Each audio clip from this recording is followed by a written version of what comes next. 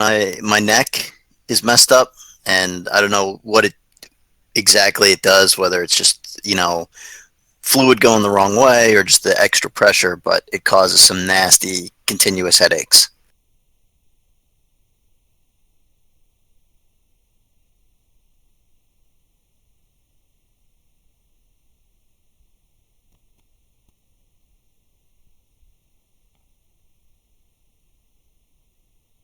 But I have pizza and coffee, so hopefully that will help. You know what? It even if it can help just a little bit, even with that. It will help with my soul, if nothing else.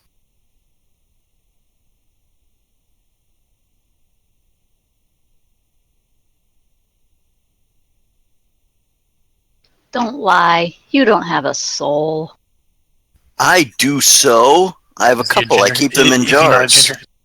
No, sweetie, those are my souls. Oh. I bought them fair and square.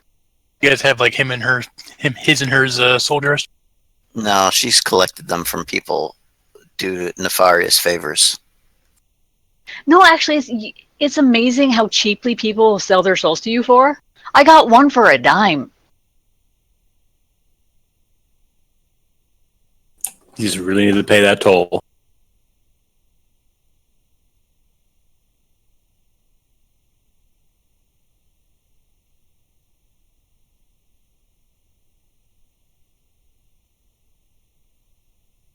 Another one I got because someone owed me $5.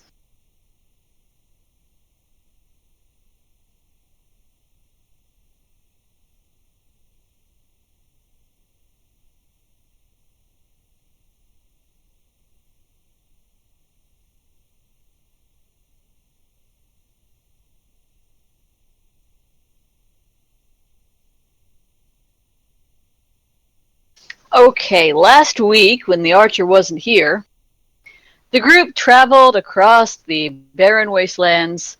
They met giants who tried to kill them.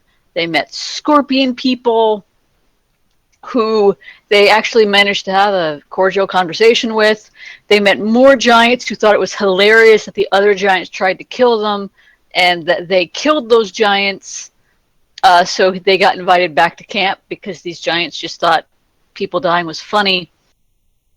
They met a giant scorpion, which they killed, and they met the leader of the giant tribe who had been to the city and who was all sorts of mystical, and the party suspected slightly crazy.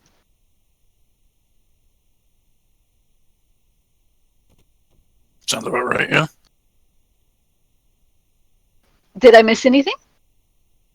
Yes, we fought the huge humongous scorpion that ripped half of me apart, and then Salo was like, well, that was anticlimactic. He is never going to let this go. Never. No, I see how it is. When my, me, the person who isn't supposed to get hit, has her insides turned into her outsides, I get made fun of for going, you, on the other hand, bitch like an old woman who got the wrong kind of soup for, a fight that there was 2 rounds in. But that's cool. No. I see how it is. Oh, no, darling. I'm not bitching about the fight. I'm bitching about our Bart. Oh, that's anticlimactic. Well, how about this? Next fight, you stand up front. I'll stand back there and sing and dance and twerk for everybody. You know what? If it does if you do as good of a job doing that as I do, awesome. Let's switch. Because for some reason, I don't think people are going to find you shaking your metal ass as inspiring as me shaking mine. I disagree. Well, game mechanics disagree with you, so suck it. Somebody's spicy today. Isn't that your job? Honey, you don't have enough in your pocket. Okay, on that note, so after the party leaves the Giants' camp, did you want to rest in the Giants' camp for the night before heading off into the The city of horrible nastiness? Yes. I'd like to Probably, rest, yeah. but maybe not in their houses, because for some reason I have a feeling they'd want to eat us and our camels. No, actually, they're actually pretty cool with you guys. They've made it very clear to you that after the first two attacked you and you cut one of them in half, the guy who made it back to camp told everybody about it. They thought it was awesome. And the dude who made it back to camp was also half melted, by the way.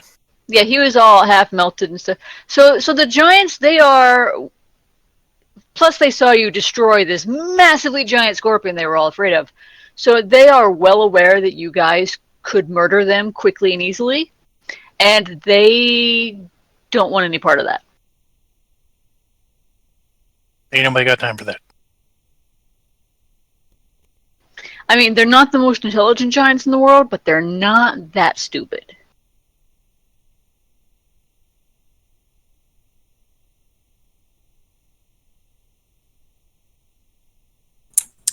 Well, in that case, Victor will close his eyes beneath the burial shroud he's wearing.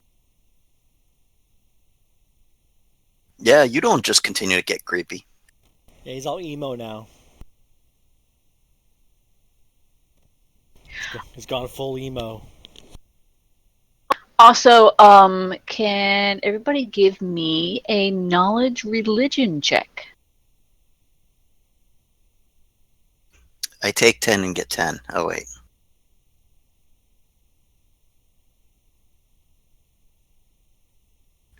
Actually, if I took 10, I'd get a 9.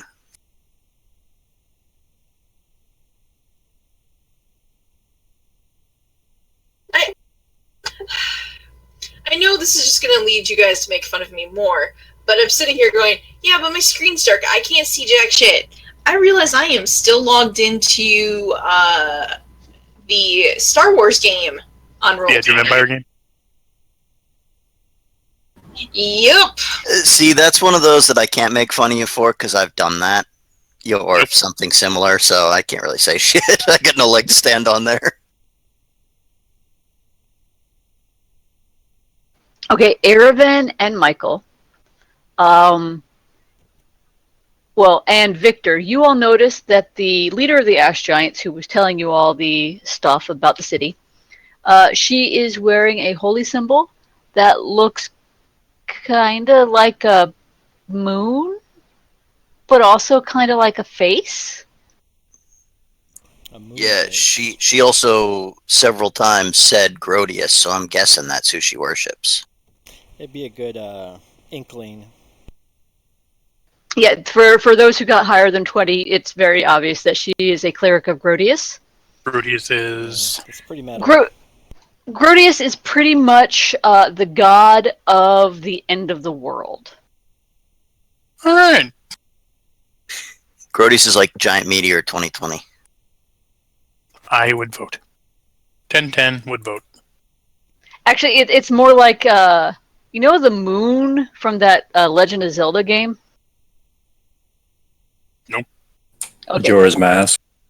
I don't know, I didn't play it. All I know is that there was a moon that slammed into the planet every 3 days.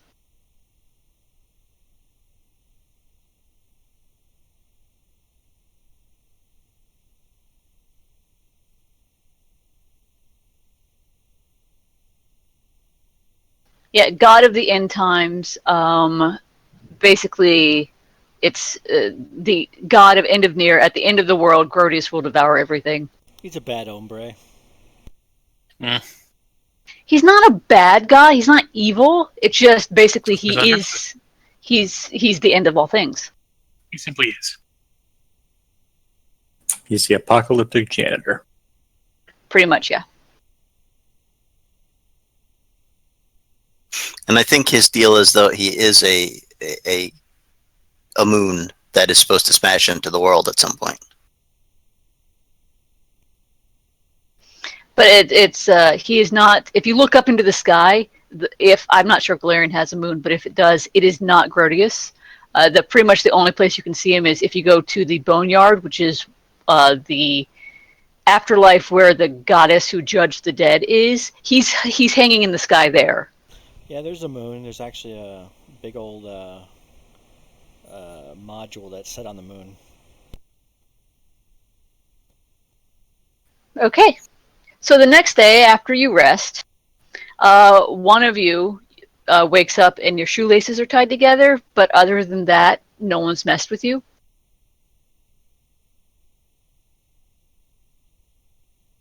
Oh, those scamps! I paid a fool mess my shoelaces. We have I shoelaces? know, it's like that's a pretty modern invention there. Just Sala does on her very fancy cat fur boots.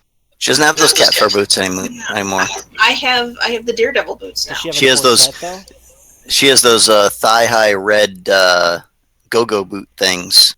Well, if she's got a corset, then that's laced. But that's... Oh no, that's actually Aravan, but I do have to say that, chances are, because, why the fuck not, they are probably a laced boot. Or if they didn't fit, maybe there are laces on the outside to wrap them tight. Just the cool thing about magical garments, they adjust to fit the wearer. So the next day, you begin traveling in the direction of the city. You are traveling from the west towards the east. Always to the east. I get that reference.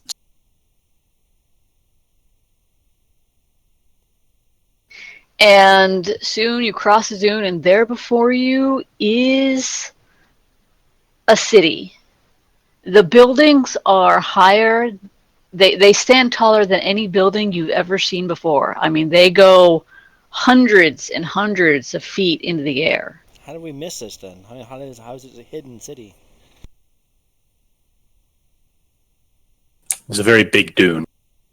Well, Okay. it seems like it's kind of maybe on the Yeah, bottom. you're not there yet, but you just crested a dune to the first time you can see it. Yeah, it wasn't like it's right behind the dune, dude. We climb a dune and we can now actually see it in the distance. Oh, okay. It's like one of those weird Chinese cities that are empty.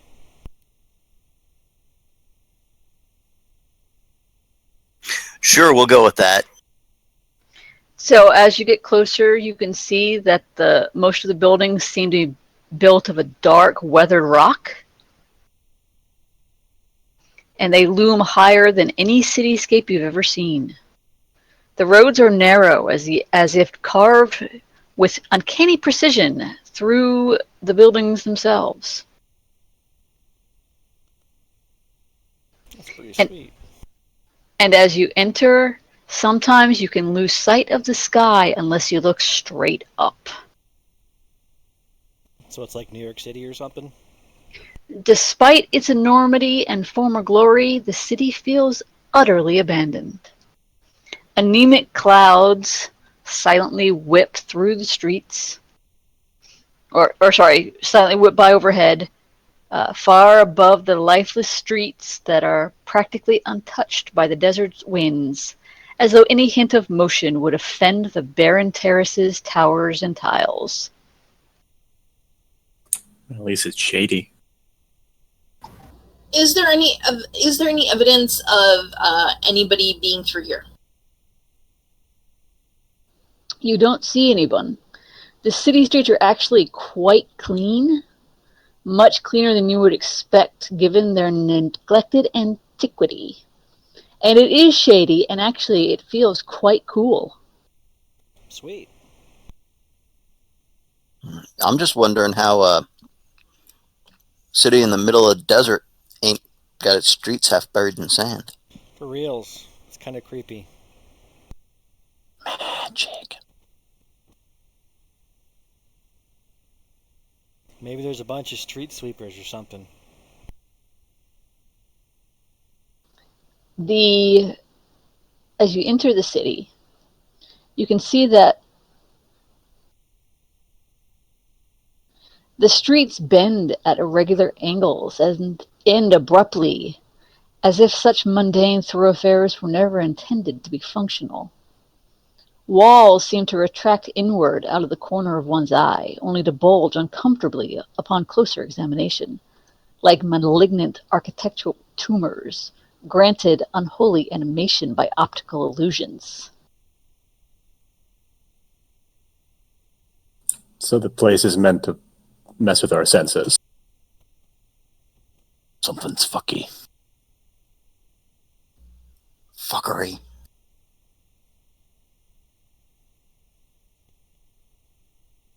Wonder how much real estate cost here. As you walk to the streets, you can tell that the buildings are uninhabited, and a baffling number seem to have no entrances or windows at all.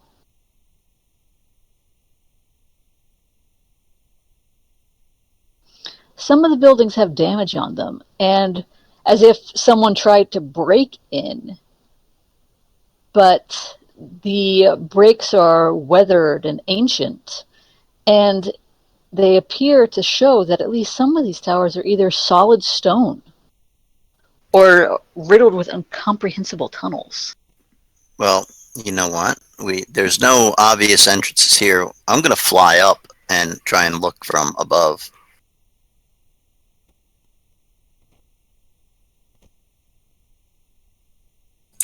It's gonna be a long flight. Yeah, the buildings average 400 feet tall. Okay. I guess I'll join them. Fly up. Well, there you go. There's the city. So, like, those flat things are buildings? The monoliths. Those flat things are the tops of the buildings. Oh, they're not very geometrical. No, No, they're it's not. very Geiger-esque building shapes. Yeah, it's like somebody took like a rock formation and then just like chainsawed it across. Is that a big oasis or pool or what's that? Didn't the giant lady say something about something sleeping in the lake? Or was that the centaur guys? Did the giant lady say what? Something about something sleeping in the lake?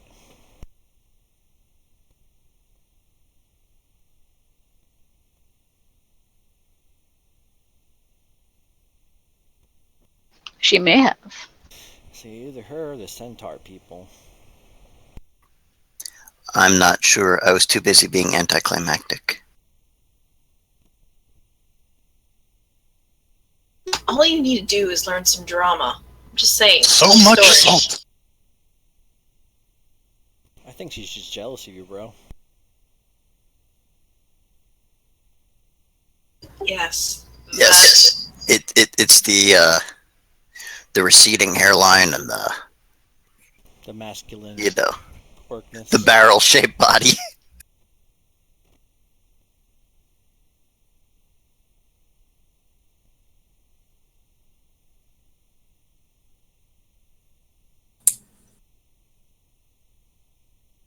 So do we have any information on where we might want to head in this city? Well, that's what I was hoping flying up might give me some insight to where we wanted to go, but So we have to find the Star Stela here or something, or As the two of you are fly up, you do see flying over some other parts of the city what look to be like large birds. like how large is large? Well, from the distance, if you stop and think about it for a moment, they're probably not birds. They're probably the size of elephants.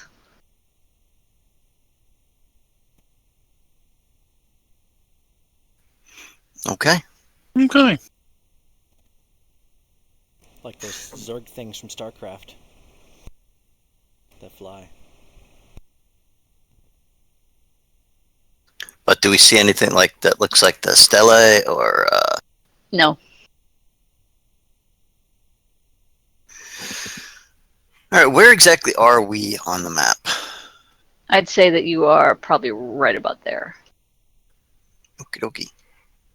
Well, I guess I'll fly down and inform everyone that there's big, giant birds, like really big.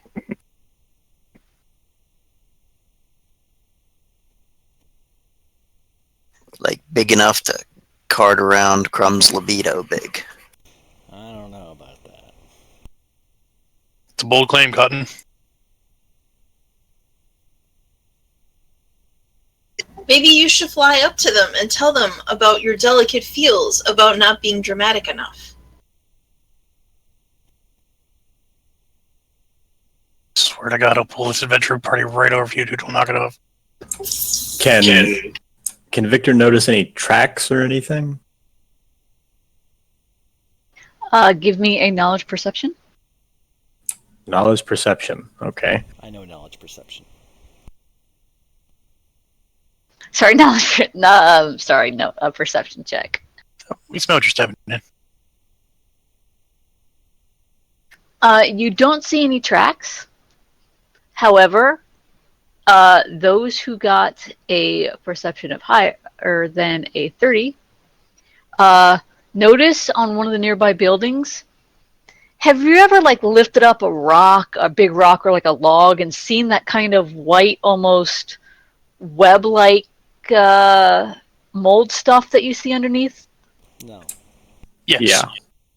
Yes. There's some of that growing on one of the buildings nearby. Those who got higher than a 20 catch out of the glimpse out of the corner of your eye what looks like somebody moving at a crossroads ahead of you.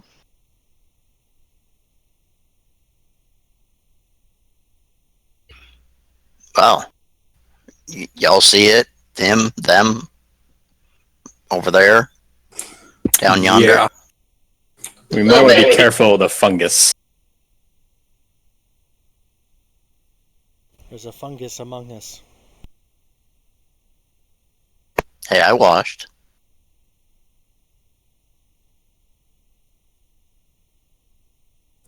Do we want to go see who the person is or investigate the white stuff? Is there any reason whatsoever that we should check out fungus on the wall? Well, it's the only living thing except for that supposed person in this area. I think we should go look for the person. Plus, there's the birds. I'm assuming they're living. Or undead, at least. Which is kind of the opposite of living, really. Well, they're not unliving. They're just not living. I guess we can try and follow the person in the distance. Is that right? Okay, as you follow after the person that you glimpsed ahead of you, you come to the crossroads and you don't see anybody at all. Though down one of the twisting streets, you hear an echoing proclamation. We're turning right here. I know we need to turn right. What does our guide slash guest have to say about any of this?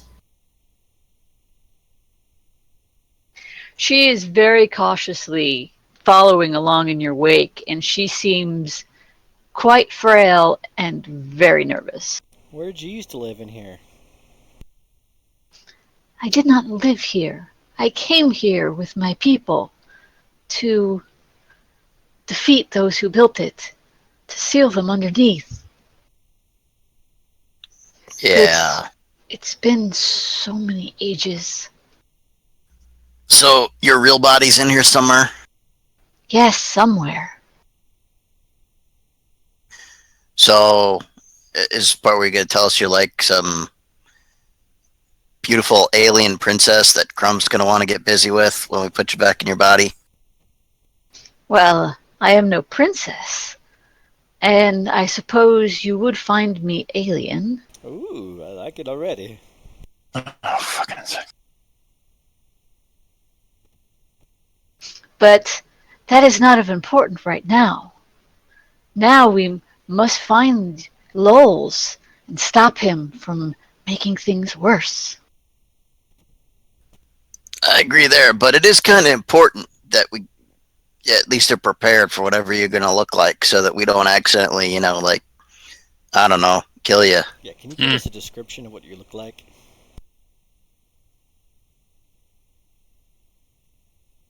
Can you even remember what you look like? Oh, yeah, I remember what I look like. Well, unlike you all, I do not walk upon two legs. My lower body is more of a cone-shaped, Oh. and I still have two arms, though they end not in fingers, but more pinchers. Really? Indra's she's just She literally can't even. can't even. Yeah. Does she have a boyfriend? I am a snake lady, and I'm just degenerating into the whitest of the white girls, where I can't even right now. And then I have the appendage on my back, which I use for, I can't remember exactly what the Yethians use that thing for. And the long neck and the bright eyes and the mouth full of tentacles. This could be interesting. Down, boy. So do we want to follow the voices? See who else is here? Yes, because at least they speak common.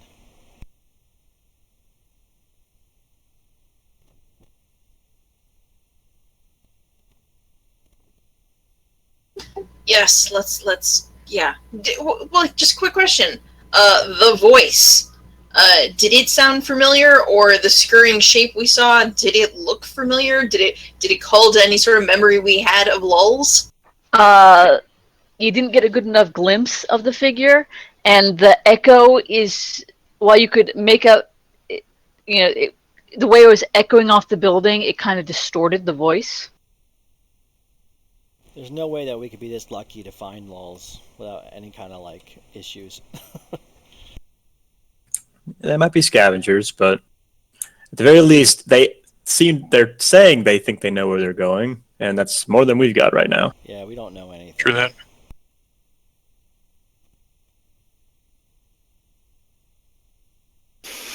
Yeah, I'm just following our tracker person. Well, apparently there's no tracks, so we're just following the voices.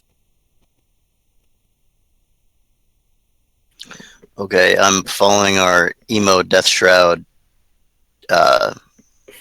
stalker person.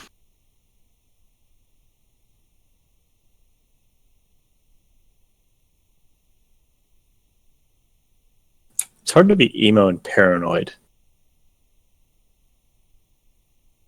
Emo's like yeah, nothing somehow matters. you pull it off with a certain panache that just seems so you. No, I mean, emo's like, oh, nothing really matters, and paranoid's like, oh my god, everything's trying to kill me. No, Everything matters. It could be the same because emo, you think the whole world sucks and everything is terrible, and your paranoia just confirms it for you. It's like confirmation bias. You're confusing emo with nihilistic. They are often hand in hand, but not necessarily the same thing. They're all pretty useless. It doesn't matter. I'm not debating that. I'm just saying they're two different things. He's not wearing makeup. How can we tell, Mr. Death Shroud?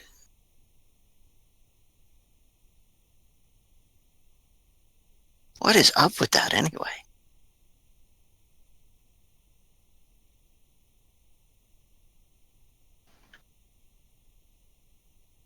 So you're walking down the city.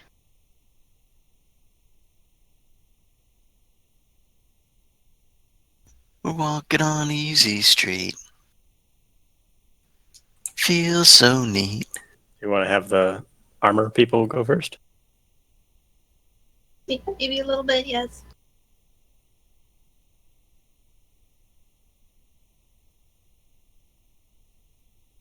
Well, I'd hate to take away from Solace or Indra's climax, but sure. She gives him a look. You want to do this now? Fine. I'll go in front. You gonna shake your little tush down the catwalk? As you're walking from up ahead, you hear this terrified screaming as it echoes off the walls. And you hear another voice saying, "Oh, it's growing out of his skin! It's growing out of his skin!" You sure you want to stay up front? Yes. I agree. She should stay up front. You guys don't have to move on this map. This is just a rough idea of what the streets look like.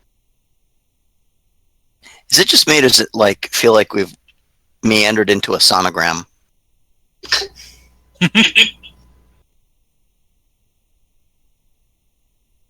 Congratulations!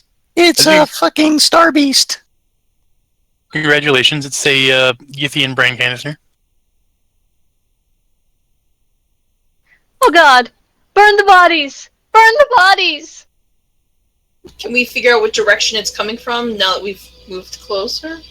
Yeah, there's an alleyway going off to the east, and it sounds like it's coming from down there. Warmed by the spite that is growing in my heart towards most mycopondres, I stomp stealthily down towards the alley. Roll your stealth check.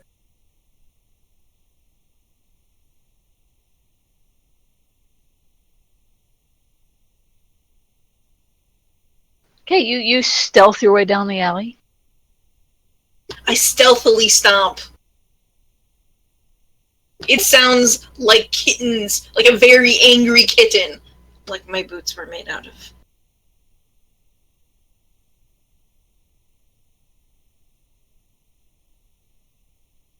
All right, the alleyway comes to an end. It empties into another street that's pretty wide. And nearby, it looks like there's some charred stain on the street.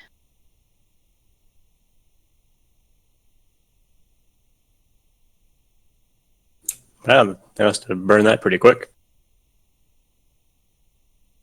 Second of speed probably means magic. Yes? Do you want to examine the stain?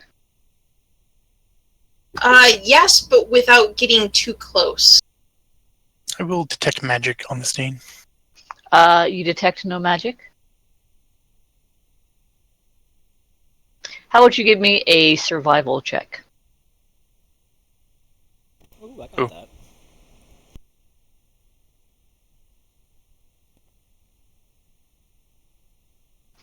Okay, Victor at least can tell pretty easily that this char mark is at least a few weeks old. I will relay that to the rest of the group. Something done exploded. That doesn't make any sense. We just heard them. Maybe they're like psychic echoes. Or, we've also seen buildings that seem to be moving and mutating, and lots of shit don't make sense. True that.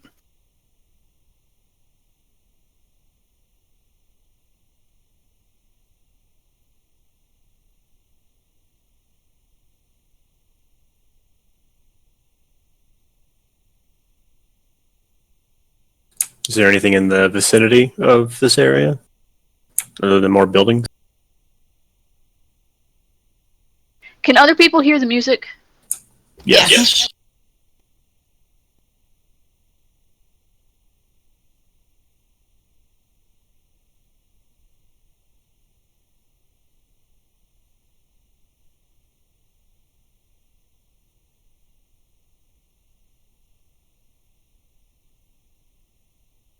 Okay.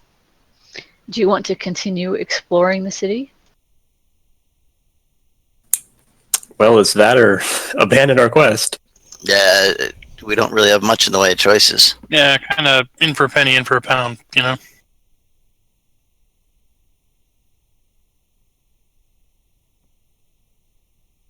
Okay, as you are walking up one of the streets, you notice figures ahead of you.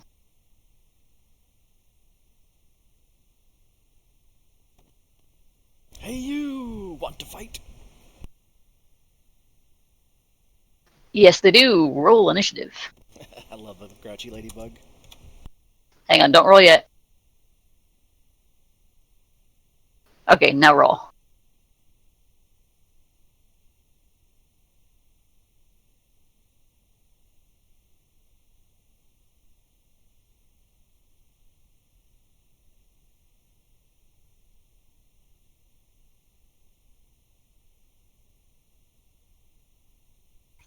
Are those Wemmicks?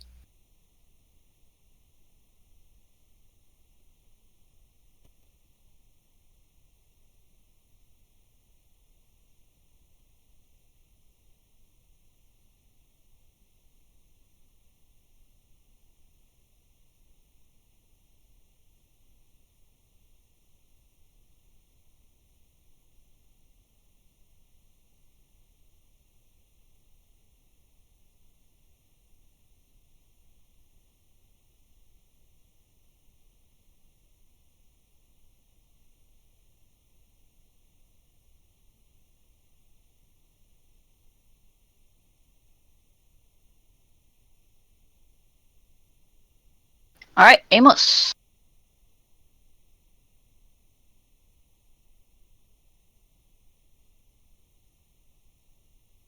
Hmm. Well, I guess I will move myself to the front and just ready an attack.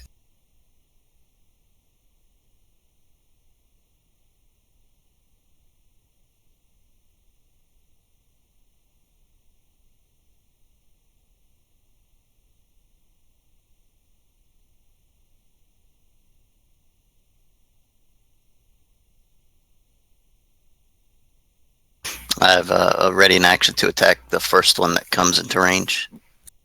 Okie dokie.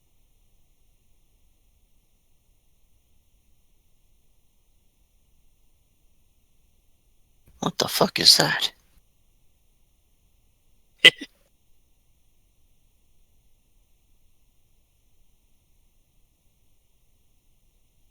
me see here.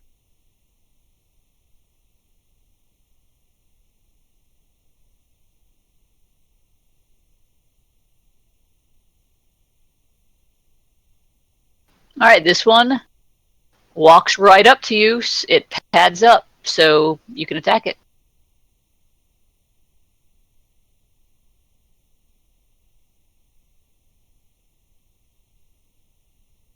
Obviously, no sonic damage, but Okay, that hits.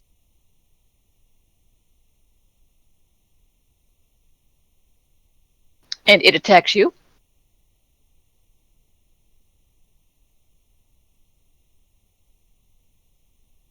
First, it tries to stab you with a dagger. Yeah, It's pouncing. no, it's stabbing at him with a dagger.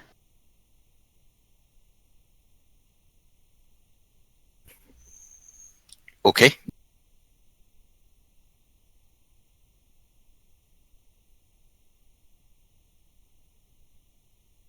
And that thing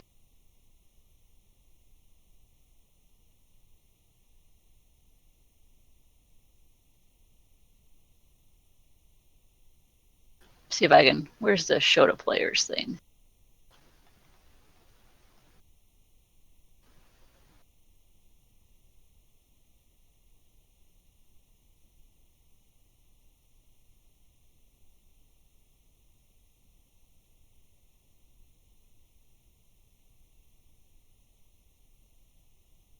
There it is. That's what that looks like.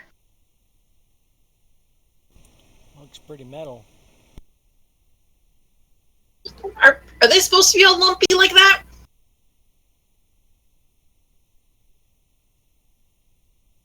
I don't think so. Looks sick. I wouldn't let it touch you.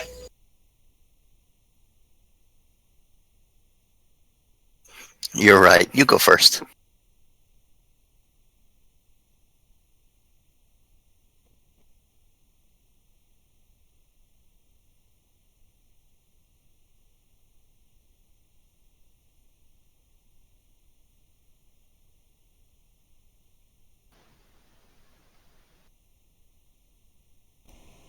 what's up? Kind of messed up here for a second. It's my push to talk key is my control key, and I accidentally scrolled while I was pushing it down, so it messed up my resolution. Okay. Anyway, this one walks forward to Amos as well. And reaches out to try and touch him.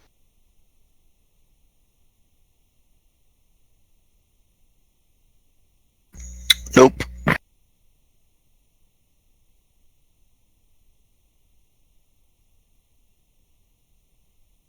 And it is Crumb's turn. I'm going to see what the hell these things are.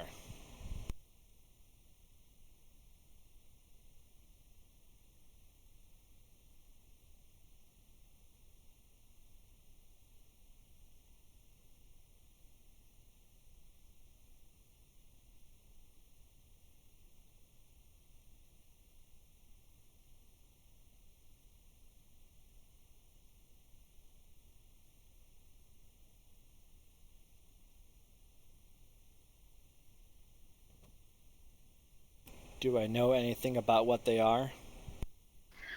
Well, they look undead.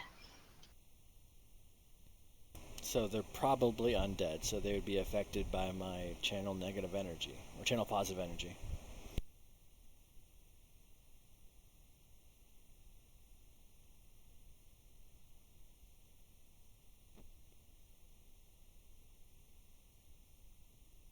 Okay. But the thing is, the stuff growing out of them. Give me a knowledge nature. Yeah, I don't got that. Yeah, so they're definitely undead creatures, but what? This is something you have no idea what it is. Well, I'm going to try to channel for positive energy to deal damage to enemies. So I'll get everything in 30 feet. Deal damage to undead. And any damage anybody that's hit from it, if that's bad, they get baned. Bane. Because I'm Bane. So that would be 34 damage to them. I'm Bane.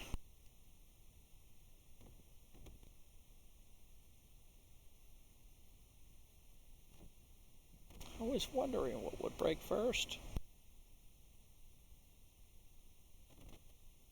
You have my permission to heal.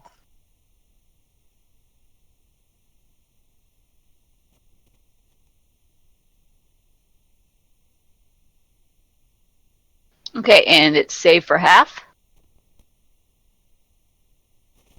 Both of them? Or 3 of them? Yeah. Oh.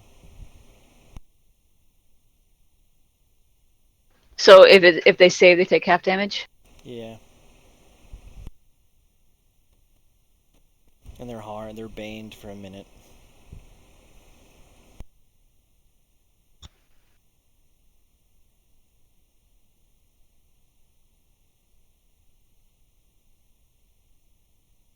What does Bane do? I don't know. Let me look. It's the opposite of bless. Yeah, that's what I'm about to say. Yeah. Also, if they save, they're not baned. Are you sure? I'm pretty sure Bane has a save.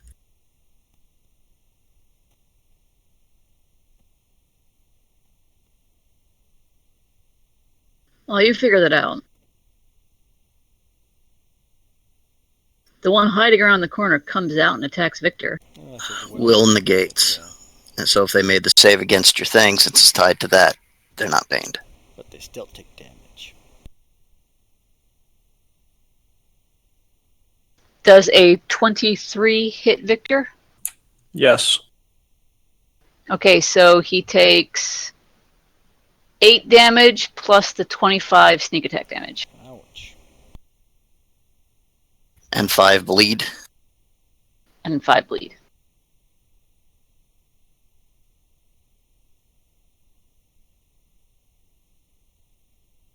And now it is Victor's turn. Victor will study the thing that just hit him with his swift action. Can a knowledge engineering identify this thing? No, but let me show you what it looks like. That is what it looks like. It is pretty obviously some sort of undead. It's like a freaking Gotcha. undead Wookiee or something. Okay, so then Victor will try and plug it full of arrows. Do these guys look like fungal? Yeah. Dare I say, do they look like clickers? A little bit. It definitely looks like some sort of fungus is growing out of them. Is it like the white fungus that we just saw?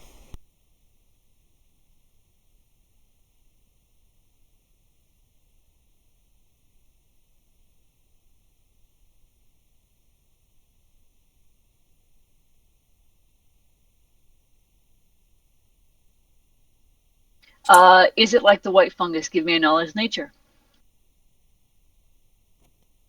No. Then you don't know. It kind of looks like a mushroom. It's a thing. And then Victor will take a 5-foot step back.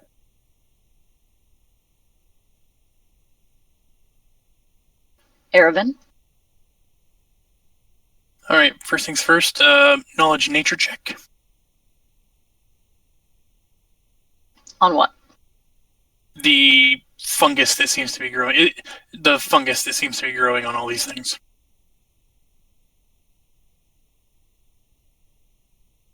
It's an undead Wookiee fungus. You have never seen this fungus before in your life, and you've never read about it. However, the fungus on the buildings seems to be some sort of mycelium that is probably the mycelial form of whatever is growing out of the creatures. Okay. The stuff on the building is like, Well, I don't know what it is, but it looks like it might be the same shit.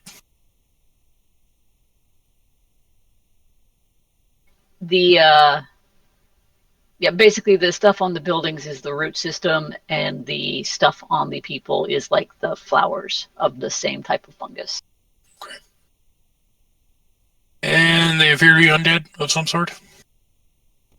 Yeah, they're you can like they're walking around and you can see the rib cage on one of them. It's pretty obvious they're undead. Okay. In that case, the one right in front of Amos, I'm going to hit it with misfortune.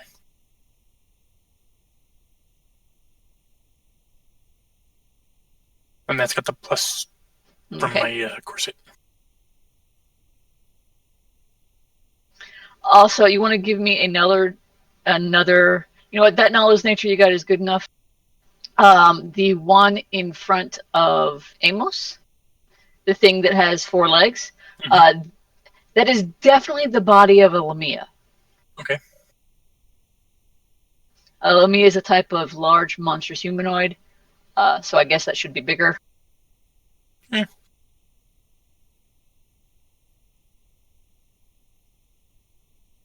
There you go. They're bigger now. They're a large monstrous humanoid. They have the lower torsos of lions and the upper torso of women with cat's eyes and sharp fangs. Wow. They live in deserts. If they touch you, they drain wisdom.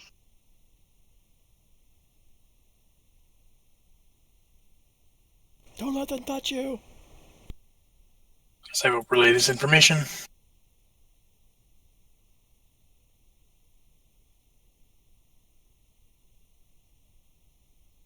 And she saves.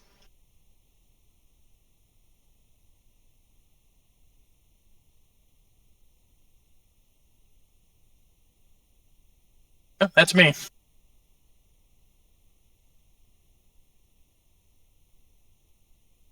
This one in the far back.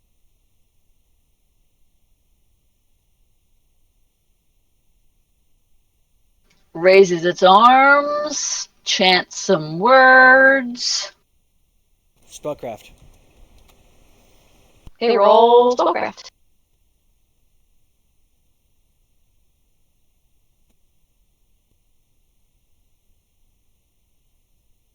Okay, yeah, with that, you can definitely tell that the spell is casting something called Black Tentacles.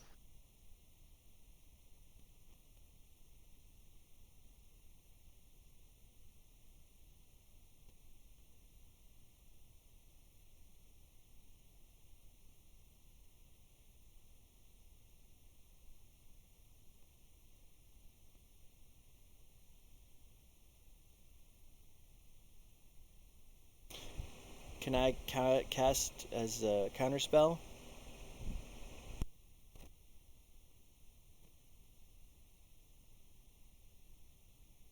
I don't know what it is doing, but black tentacles sounds bad, and that sounds like something I'd want to counterspell. We've seen black tentacles before. Are they bad? Yeah. Yeah. So then I definitely want to counterspell then with a dispel magic. Were you ready to counterspell? Do I have to do that, or can you do it as a swift action or something? No, you have to be ready to counterspell. Unless you have a feat that lets you swift action it. Let's look up counterspell. Yes. Also, black tentacles is a 20-foot diameter, I think. 20-foot radius. Oh, yeah, that's right. So it should actually be 40 feet by 40 feet. That's what I meant. It should be I bigger. have to ready an action.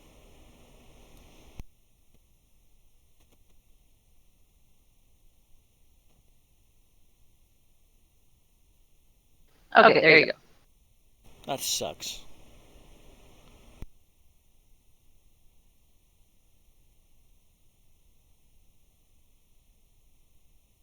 Quick mechanical question. Can I use my rod of intensity, the one that, yes, the intensified one, to help dispel magic castings? It doesn't actually work that way. It's just a modifier for things that have a cutoff on dice. Right. Okay.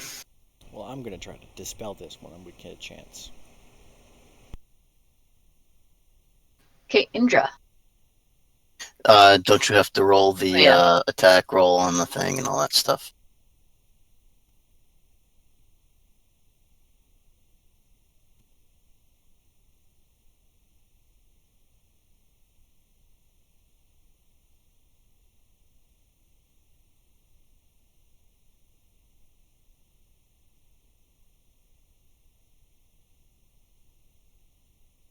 Okay, so the CM or the attack is a 25. If that beats your CMD, then you are grappled. And then roll the damage that'll go this round. I am not hit by it. Sweet. What's your CMB? Or CMD? 28.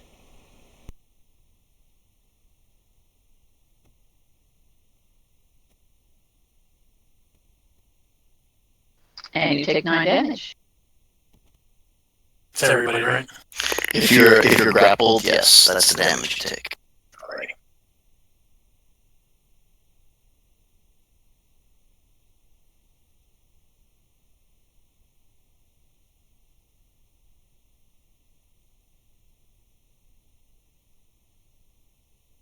Who all got grappled? I did. I did. Not even close.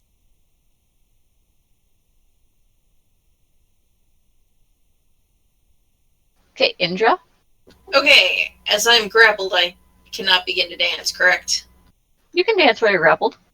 Well then, I begin to dance, and I try to get out of the grapple.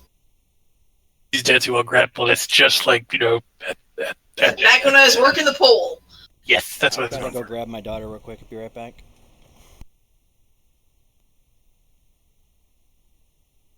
No.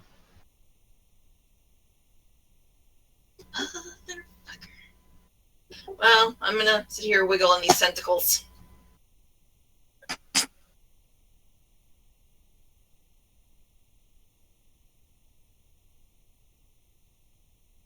That's how I paid for Bard College.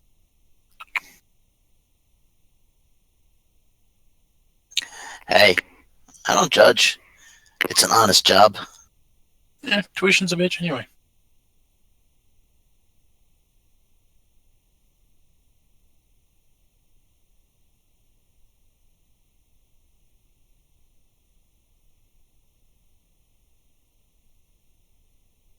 All right, this one moves to here. And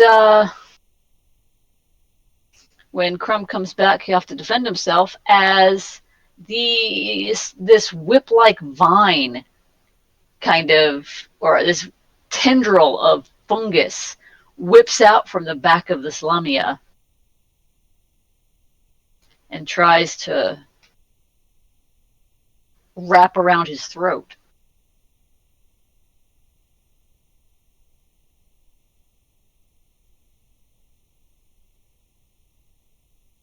I need to AFK real quick. So I'll have to resolve that when he comes back.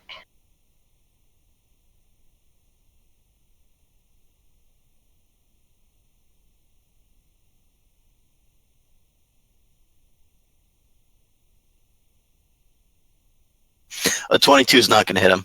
His armor class is a 30. Okay. We'll move on. Amos. Amos clicks his heels and activates his little speedy boots and is going to start with the cutting and the slashings and stuff.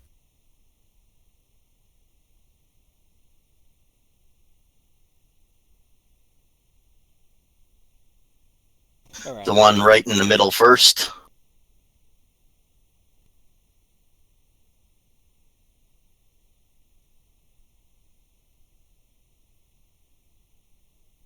Okay, it explodes in a burst of puffball spores. Give me a fortitude save.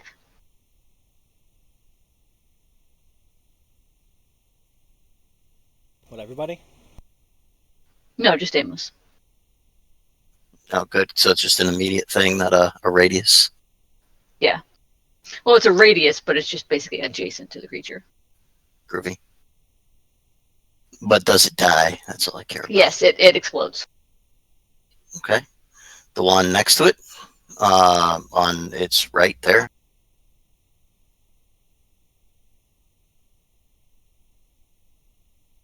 I'm back.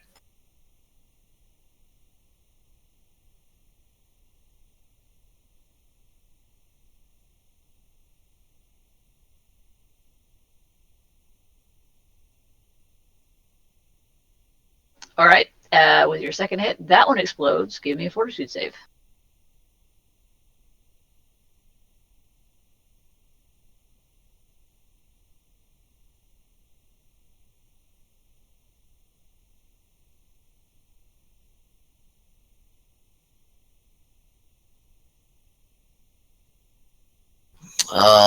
And black tentacles is considered difficult terrain, right? Let me see.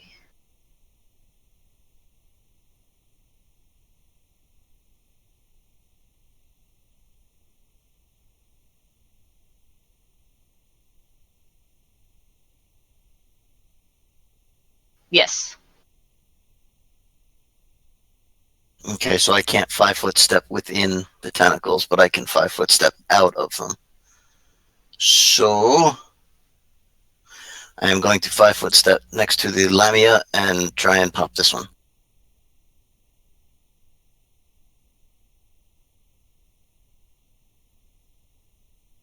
Or not.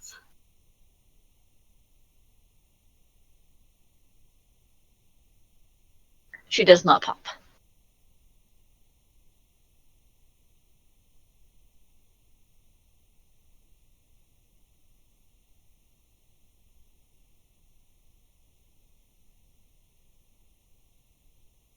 Yeah, I would have tried to get over there and kill the little creepy fungus man, but I couldn't 5 foot step into that area. This creepy fungus man comes up behind you.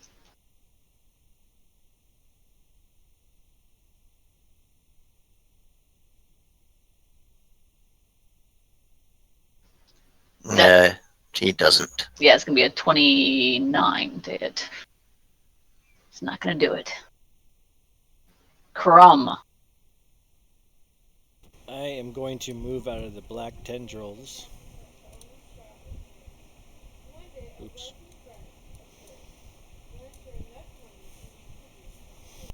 But I think I provoked. Yes, she's going to attack you. Nope. He provoked twice. Yep. Oh, from the Skulker? Yep. And I don't think Lamias actually have reach because they have human-sized torsos. She does on her tentacles. Oh, okay. Nope. And then I'm going to channel positive energy to deal damage to all these suckers. Dude, you don't hold your mic down the whole time when you're talking. Sorry. Channel positive energy to deal damage to these suckers.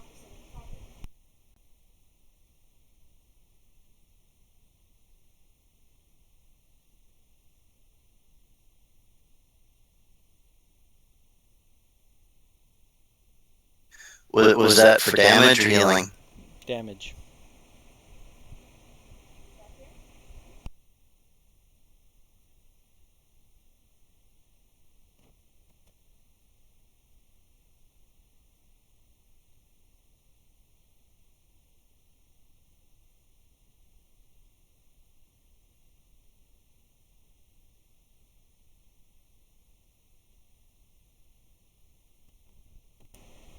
And that is all.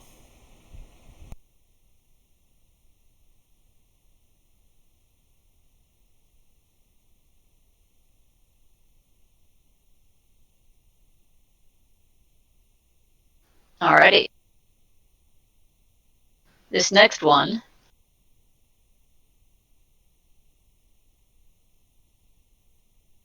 going to take a step towards Sala. It's not a 5-foot step because it has to move, but it's still going to try and stab her.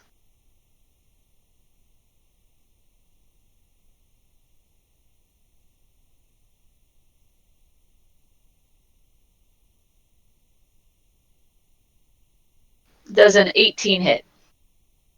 No.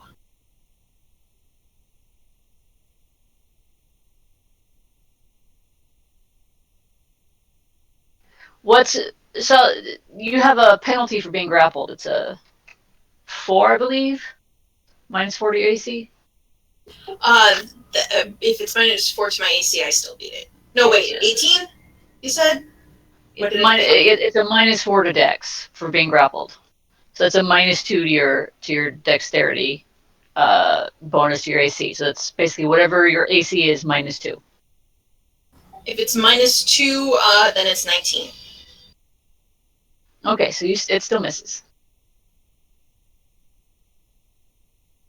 Victor. I'm wriggly. Victor will shoot at the caster after studying it.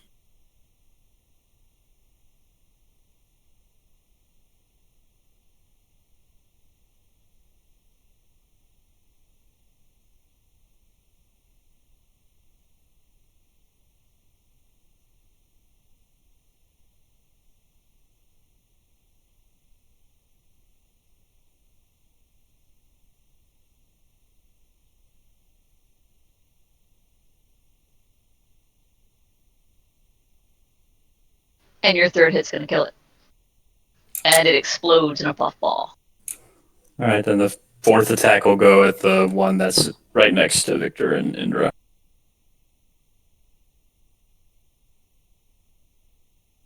That's going to miss. And then he will take a 5-foot step back. It's difficult terrain. All right.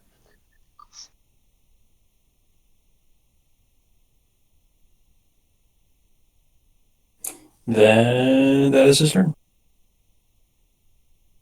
Araven. Okay, I am going to use Dispel Magic, and I believe I have to cast defensively in this situation. Yes. Okay, Make a concentration check. that's D20 plus caster level. Plus your casting modifying stat, I believe.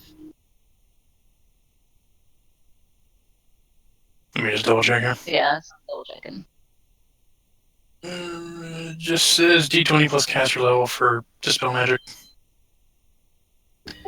Concentration you're- check, though. Yeah, you're making a concentration check. Oh, right, okay. Not defensively, because you're not actually being attacked. Oh, okay. I was looking at my notes for defensive cast. So D20 plus caster level plus casting stat mod. Yes.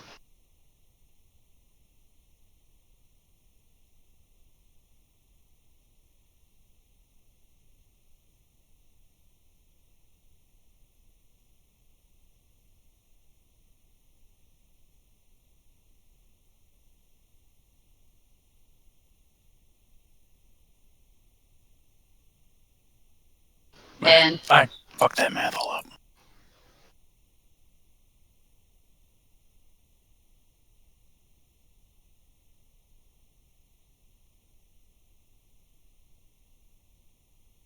Okay, now what? what's the thing to dispel? To dispel is the D20 plus caster level, I believe. Yeah, the enemy caster level. No, he rolled. Yeah, he rolls his d20 plus the caster plus his caster level, and it's against the opposing casters.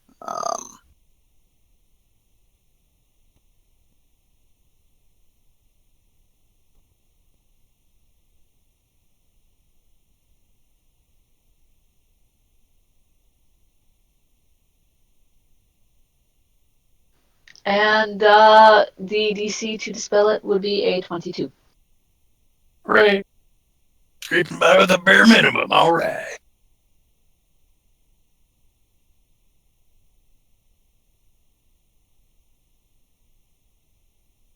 Indra. Okay, let's try getting out of this again. He just dispelled it. Oh. Then I ain't gonna do shit. Then I cast haste on all y'all.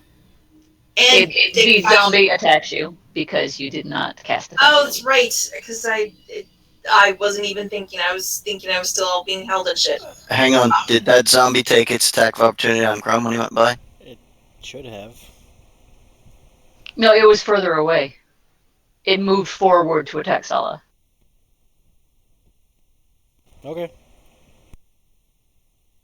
Actually, no, it would have been able to take an attack of opportunity, but I forgot, so I'm not going to do it.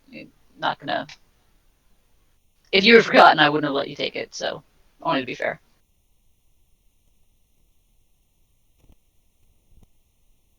So does a 30 hit? Takes 7 damage. Now you gotta make that concentration check. It's gonna be a lot higher now too. There we go. Okay. It was weird for a minute there. I couldn't check my thing. So I take 7 damage.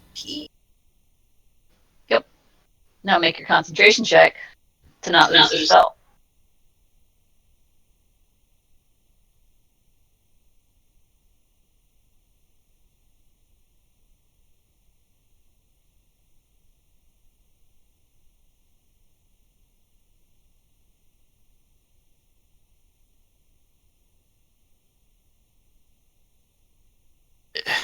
Yeah, you were casting a level 3 spell, so with 7 Oh, damage. 3.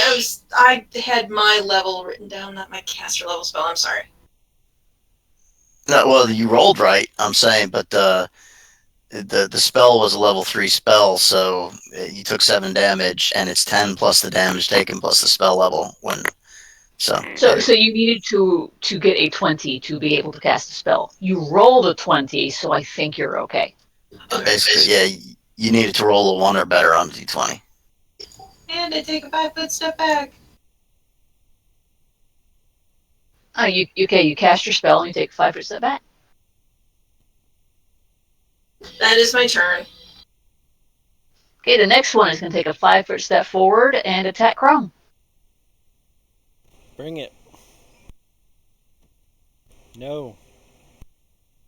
So neither one of those hit. Negatory. So glad I pumped that armor up to +5.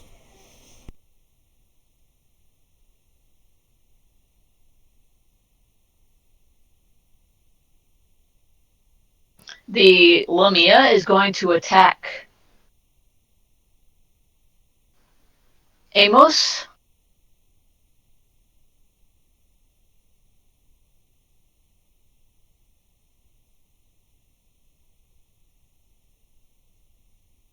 Nope.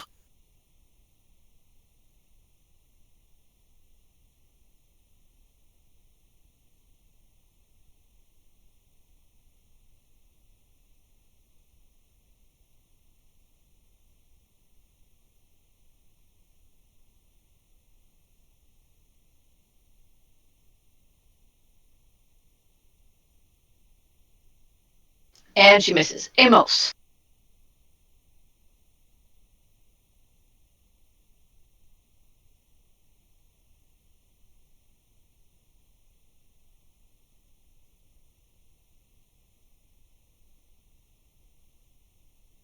Amos, slay the demons. Okie dokie. Start with the Lamia. It's so lame, yeah. She pops. Give me a fort save. Stop, pop, and lock it. Stop, pop, and lock it. The one between me and Crumb. Oh, it's flank, too.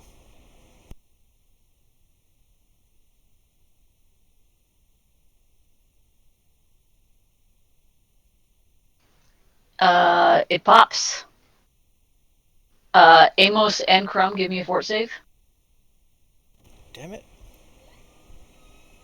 I'm gonna die. Mm-hmm. Okay. It's okay, Crumb. You're a fun guy. That was anticlimactic. That's what she said. That's what they all say. Crumb. It's not my problem, I'm done.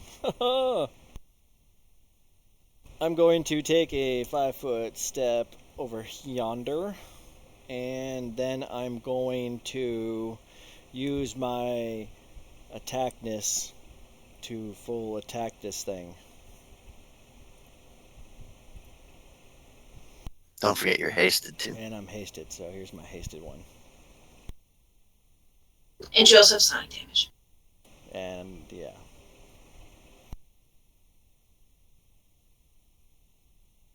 How many of those hit? Just the 2? The first one and the last one. So here's my d6 and d6, so 9 more. So 9, 17, 27, 29 damage.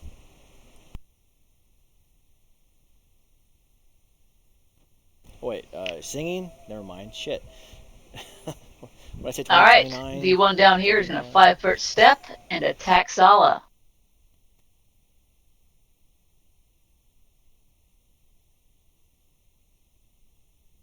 Does the second one hit? Yes. Oh, wait, no, you don't take sneak attack because he's not flanked. Oh,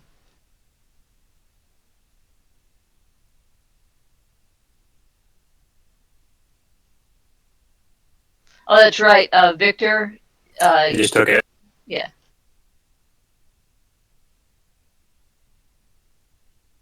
Do either of those tendrils hit? Me? Yes. If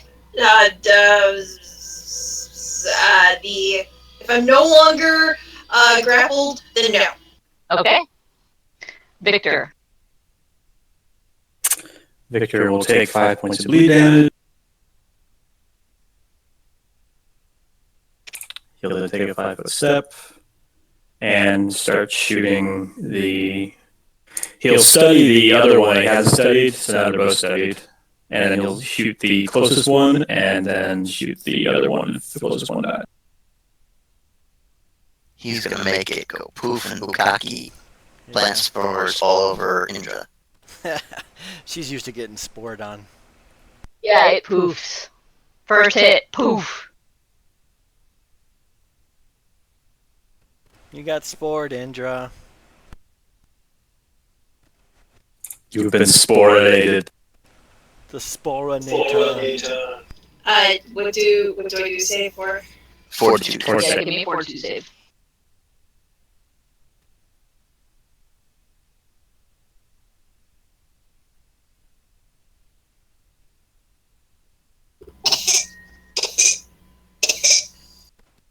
Okay. Yeah. I'm gonna be the only one that dies here.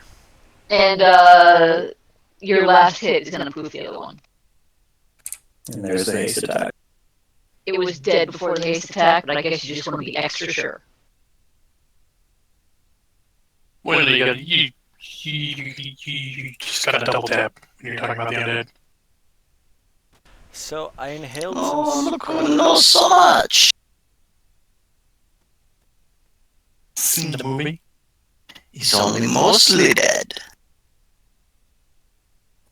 Victor will try and stem his bleeding.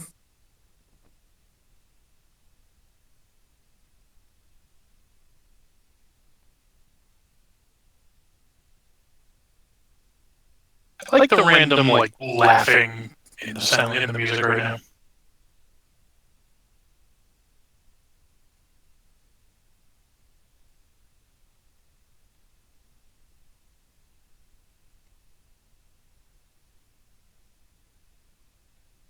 Fifteen's what you need to stop bleeding. Yep. Uh-huh. So you are not bleeding anymore.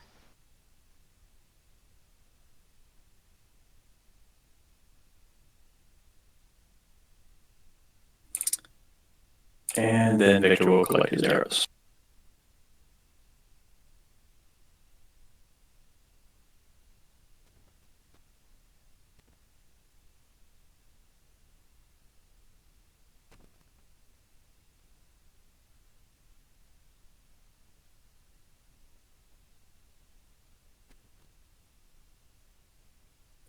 So, any idea what those things were? Well, the ones with the llamas. Never seen a llama that looks like that. I ain't never seen Lamia, so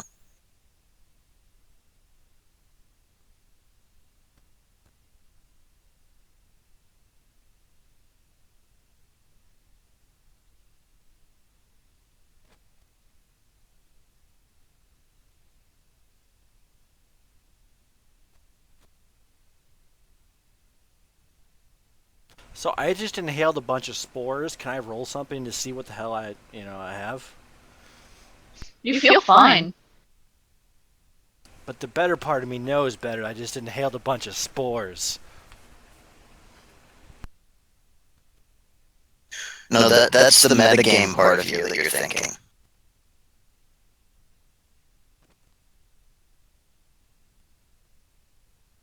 It's like you're walking through a forest, you step on one of those little puffball mushrooms. Do you immediately go to the hospital and say, oh my god, I stepped on a puffball?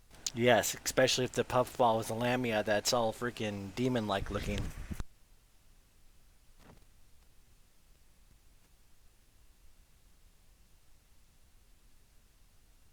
I didn't take you for a hypochondriac.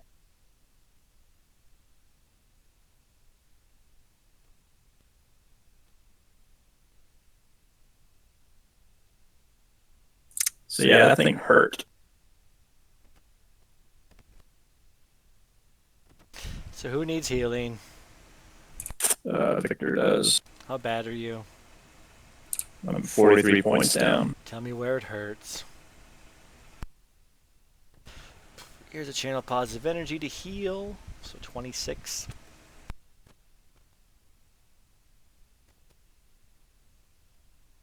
And another one just to get everybody topped off for 19. Do we all get that, or is that just for ghosts? Everybody in a Yes. 30-foot radius.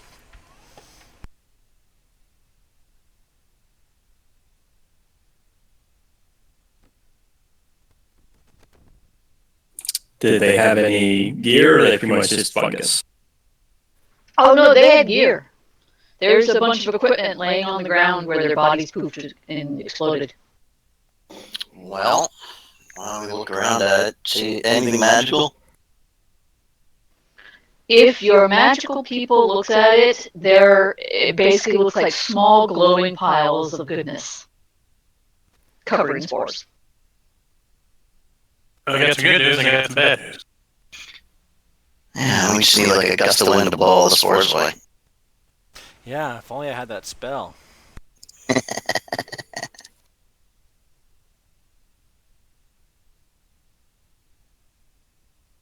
Okay, I'm just going to read off to you all the loot. I'm not going to tell you who had what because I'm pretty sure you don't care. Um,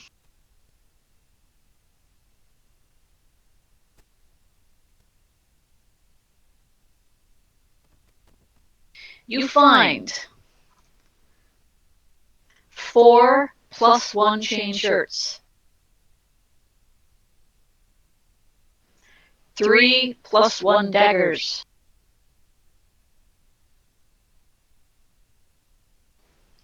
1 +1 spear,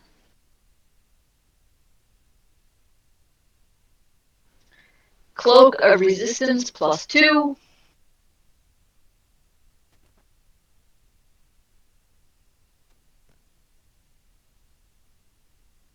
3 +1 hand crossbows, 3 +1 punching daggers, Ooh, those are kind of neat. 3 Cloaks of Resistance +1,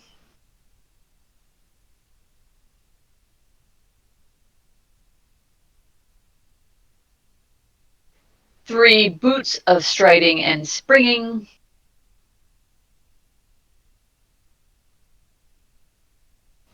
and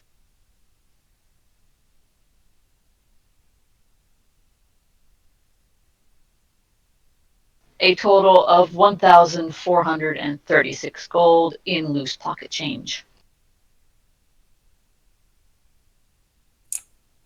Well, I'll prefer to take one of those pairs of boots because I had to sell mine in order to afford my shroud. What you talking about? Also, you find a scroll of Flame Strike and a scroll of Major Curse. Ooh, we saving that for lulls.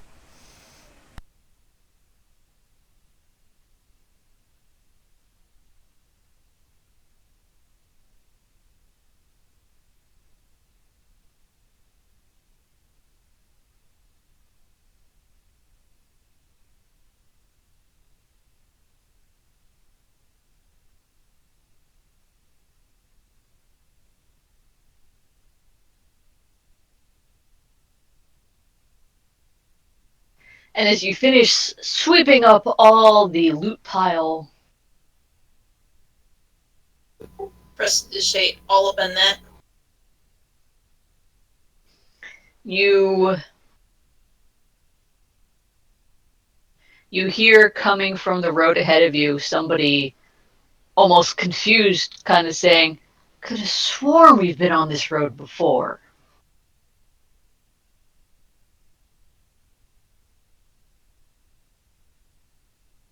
Victor will look towards the approaching people. You don't see anybody approaching.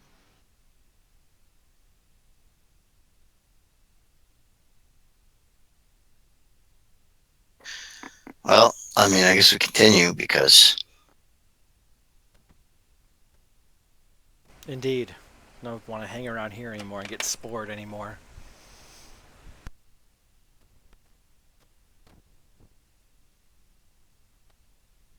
So I'm going to head towards the voices. Yeah.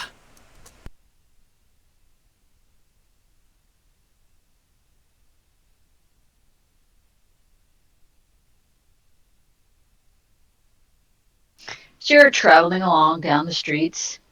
You turn a corner and you come face to face with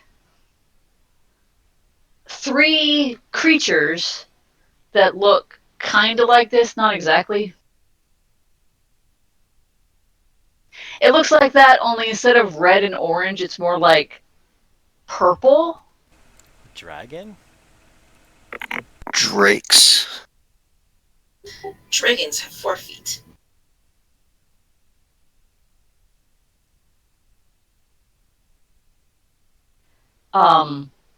Their knowledge planes is going to help you. They're native to this plane.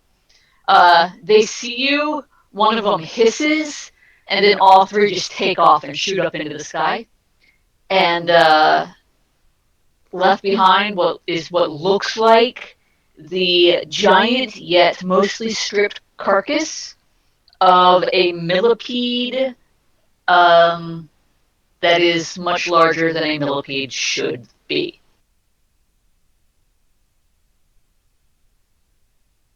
Erevan and Amos can probably extrapolate that those creatures are what they saw flying over the city.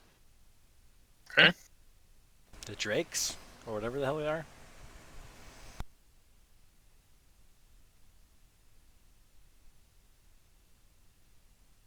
Well, if they didn't want to stay and fight.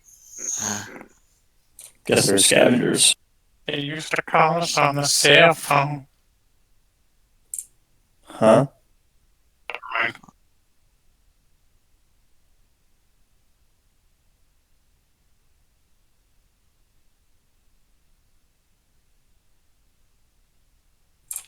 So, anything special about this giant millipede?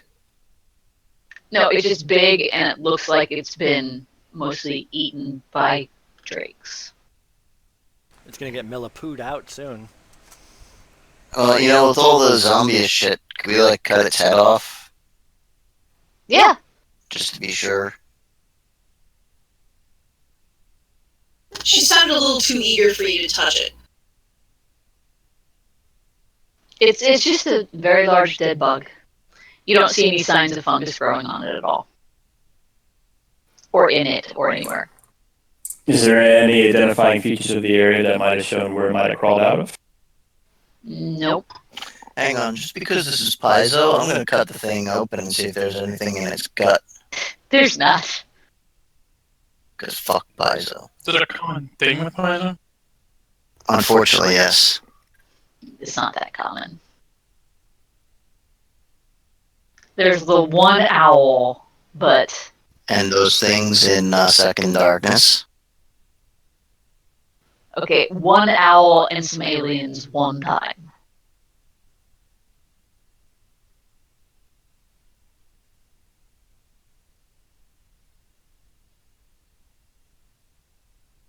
So yes, the drakes, they saw you and they immediately just took off. They seemed kind of twitchy. You know, Victor would understand that. What? Who's talking about me?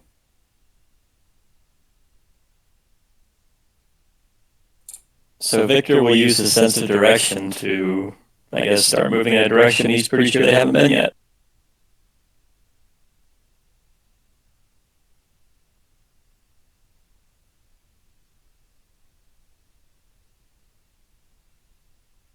As you're moving in that direction you're heading down the street, and it sounds like from one street over, it sounds like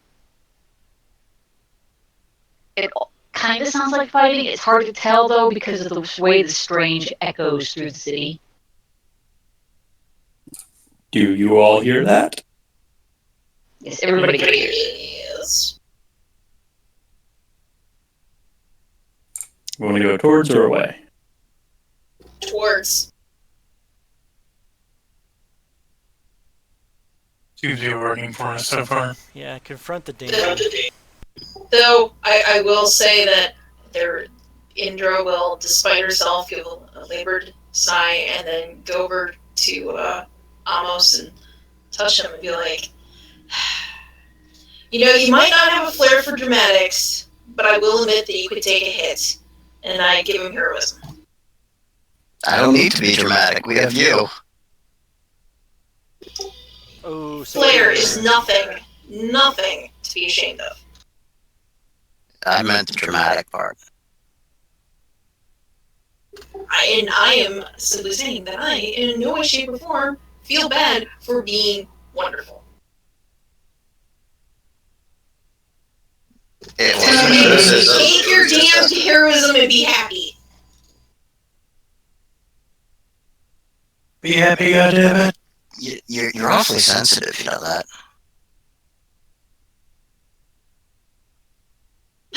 Maybe I am tired of Kind of sleeping in the moody. sand, waking up with scorpions in my boots, dealing with a great deal of unwashed and smelly animals and people, and constantly getting bagged on.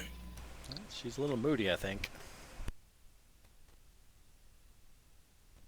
At least I am moody, implying that I have more than one mood. You have one mood. It's called horny. It's called awesome.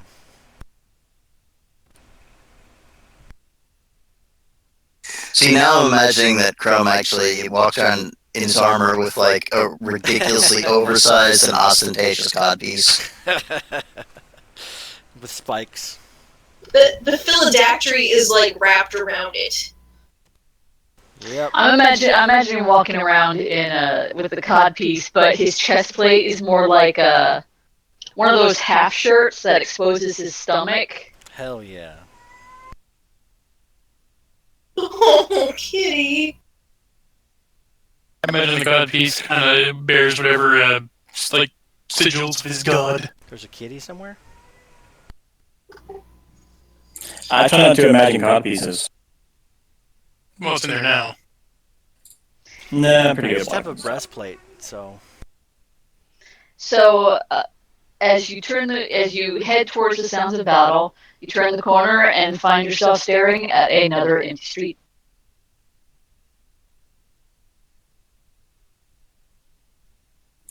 Take a look around, see if I see anything. You don't see anything, but you do hear what sounds like running. You know, when someone runs, their armor jiggles and stuff, coming from just up ahead. Sounds like something's coming at us. It's moving away. Sounds like something's going away from us.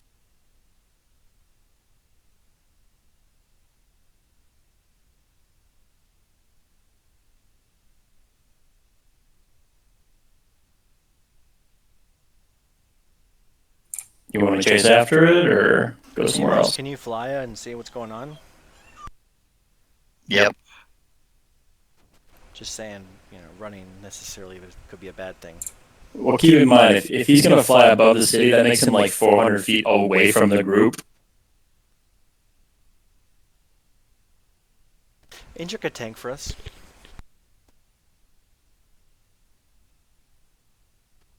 Really? We want to play this game? Alright, bring it.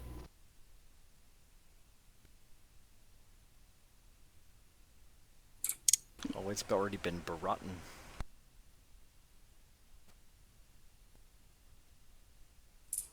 I guess Victor's going to start moving after the sounds he's hearing, because... Yeah. I mean, just keep moving, because at this point, the option is we sit here and fucking do nothing. Yeah, that's not a good option, I don't think. Okay. You come to a large tower. It's dark, made of basalt, 400 feet tall, with several corners and concave sides that nonetheless appear to bulge outward. When you get there, there seems to be two sort of fuzzy, indistinct figures. You can't really make them out. They're standing right in front of Amos. And when Amos approaches them, they suddenly, you get the impression that the figures are turning, and they immediately shift into focus. Oh, these guys. Those good people?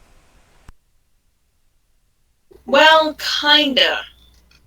In theory, they are, but last time we ran into one, it was possessed by the university bookstore anti-theft system, and instead of being instantly, it kind of tried to kill us. They lift their swords and they say, "Halt! Halted. Who art thou, and why hast thou come to this befouled city?" Art thou Crumb? You just asked if they're Crumb. Yeah. I am Crumb. We come seeking another traveler who may have come through here. And is probably trying to destroy the world. And a bad dude named Count Lulz. Dost thou seek the one who stole the Necronomicon? Yes. Yes. Dost thou have information that may assist in its recovery and destruction? Maybe? Kinda? Depends on what you know. We have come to recover the foul tome. Yeah, well, you were on the same side then. Well, then we plan to probably kill Lulz for being a prick. Well, he definitely on the death list. Kello's the one who stole it, by the way. Yeah, it's not us. Then you shall assist us. We shall. Who are you and why are you here? I mean, obviously you're after the book. You just stated that, but like, who are you really? I am Amun Sekalos. This is Rishloma. It is our duty. Gotcha. I'm Kukamachunga. We have heard rumors of the vile Necronomicon has escaped its mortal custodians, and as the forces of heaven, we have been dispatched to secure and obliterate it. Good luck with that. We have tracked it to this city and to this tower. It's a pretty tricky. However, we have yet been able to determine how to enter the tower. Now, the tower is black and featureless with no doors or windows apparent. Except Crumb, you can see a door right behind them. There's a door right there, you dummies. One of them turns and looks back and looks at you and says, "What madness do you speak of?" I'm gonna walk up to the door and be like, "There's a door right here." Nobody else can see the door. There's a door That's right strange. here. I'm gonna push it open. That's strange that none of us can see it. One does not simply walk into this door. Look over an area. I think the fungus is affecting him. Yeah. Like, since when are you the one to go open doors without them being checked first? Dude, there's a door right here, and I'm pushing it open.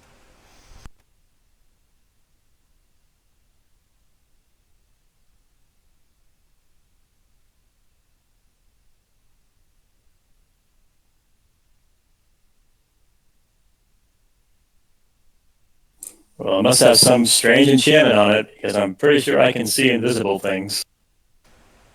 I don't know why you guys can't see this door, but I can, and maybe it's the cod piece. One of the archons looks at you. If you have determined a way into the tower, you must find the Necronomicon and signal and deliver it to us once you do. How do we know that you're the good guys? And why do you make it sound like you're not coming in with us? And what makes you think we work for you? Yeah, I mean, seriously. Think we're just gonna go find some freaking super awesome evil book and just hand it over to anybody? We are eccentric archons from the great library of the harmonious scripture on the fourth tier of heaven. Yeah, do you got a So business you have a card? lot of money. Let me see your identification. One of them looks at Victor, and he says, "We carry several treasures in the event that we must pay mortals for compliance." See, why didn't you just start with that? I'm just not keen on handing the book over to any willy-nilly. Last time we fought one of you guys, he's trying to kill us. Well, you are the priest of a good aligned god, and these are archons. And they did just try to kill us in the freaking library. That was an obviously corrupted one. And yes, an evil one tried to They kill look us. at you like, "What?" Yeah, I think one of you showed up to check on the Necronomicon, and he got sick or something. I'm not quite religious We had to myself, so put I'm him not sure what down like a happened there. mad dog. He was driven mad by the magics unleashed by the man we seek. All the more reason why we should totally get him, and you should totally help us. I just don't understand why you guys won't come in with us. I mean, this is a bunch of, shadiness. Well, I mean, technically speaking, if one of them can be corrupted, then it might stand to reason that Lowe's is capable of corrupting these two. Sense motive. Okay. You can tell that these two things are dedicated to finding and destroying the Necronomicon. That seems to be their only goal. I believe him. And one of them pulls out what looks like a heart with writing on it. It looks like a petrified heart. And the other one pulls out a sack. He reaches his hand into the sack and pulls out a handful of what looks like platinum coins with diamonds in them. He shows them to you and then dumps them back in the sack. Says, "When you deliver the Necronomicon to us, this will be yours. With the compliments of the heavenly host." Who are you an Archon for?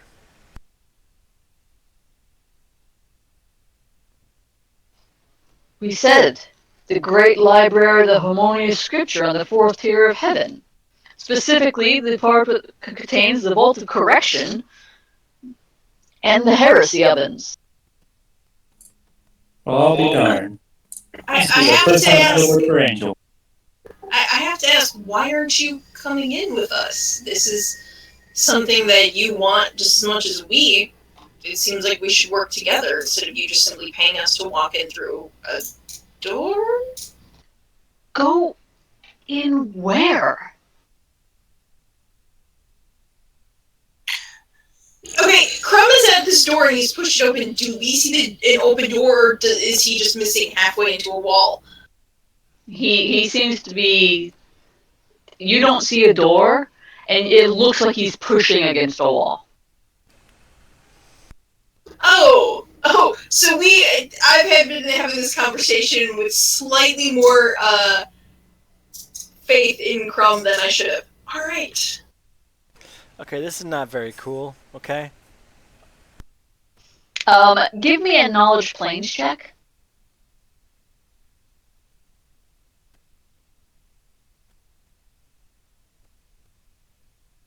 I will give this to you. Archons, like many angels, they have an ability called true seeing, which means they can pretty much automatically just see through illusions and invisibility and stuff.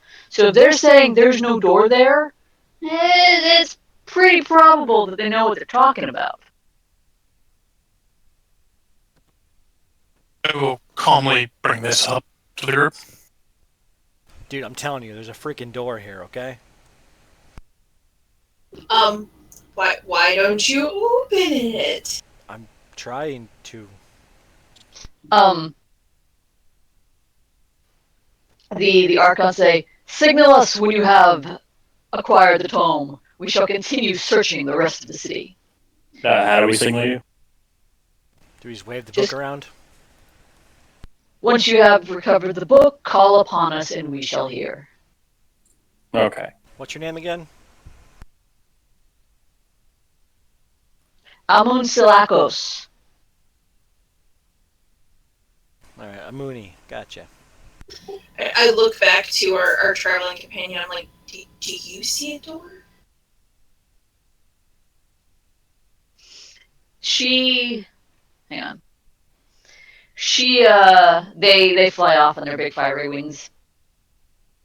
She's peering at the building, and everybody except Crumb, because Crumb, you see a door. Everyone, give me a perception check.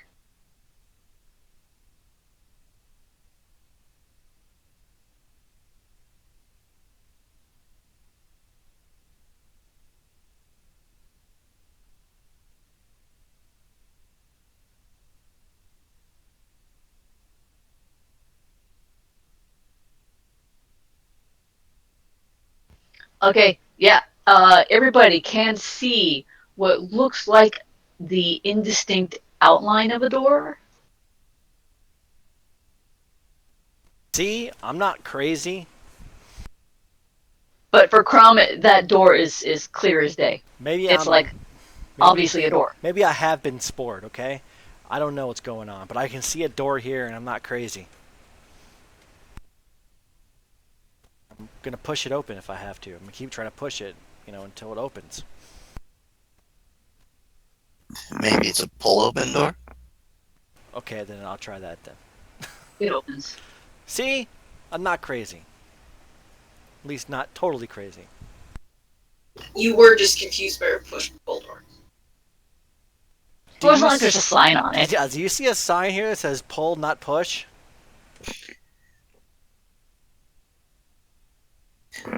You'd think that after trying one way, you might attempt the other. I don't know.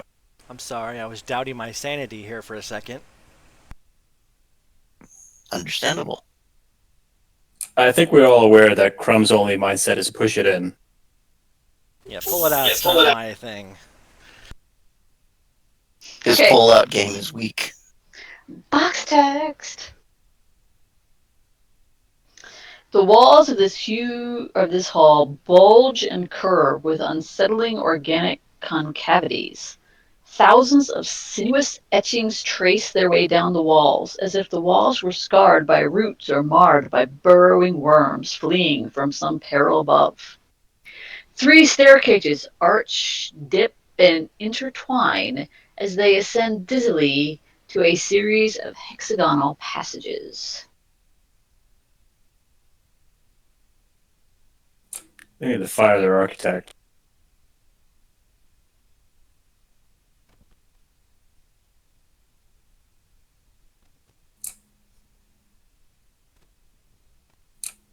Does Victor notice any traps? No, you do not see any traps. And the lighting here is dim lighting. It doesn't really matter because pretty much all of you except Sala can see anyway.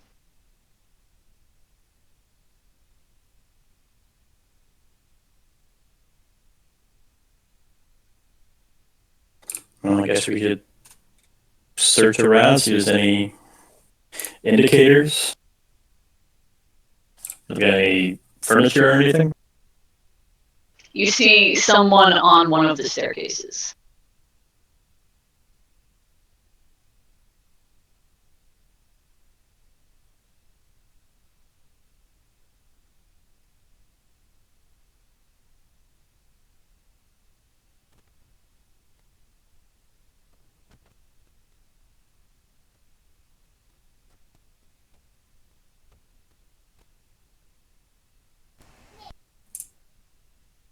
Who is that?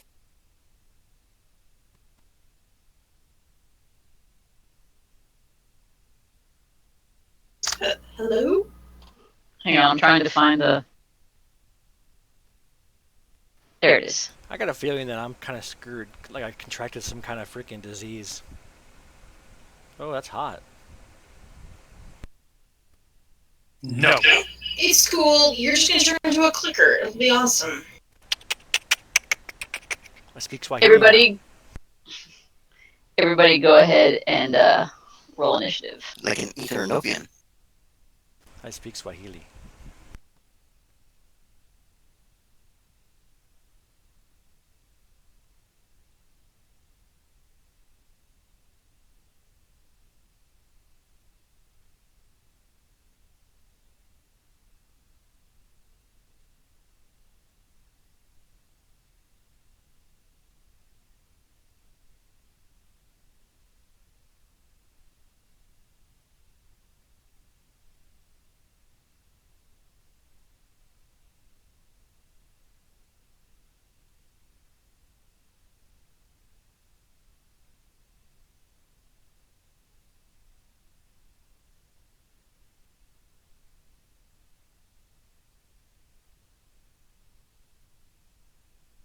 And as they move towards you, you see two others on other staircases also.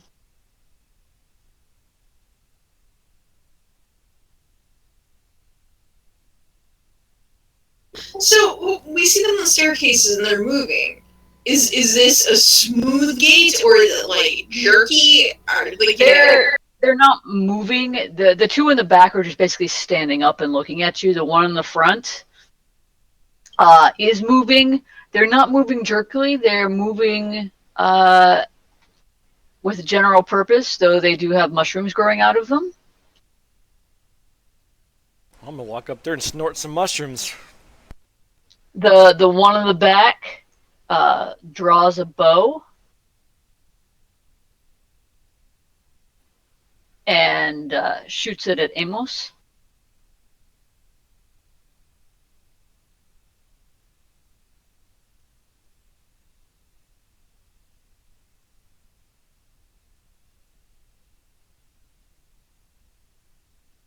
So that is a 32 to hit on the first one.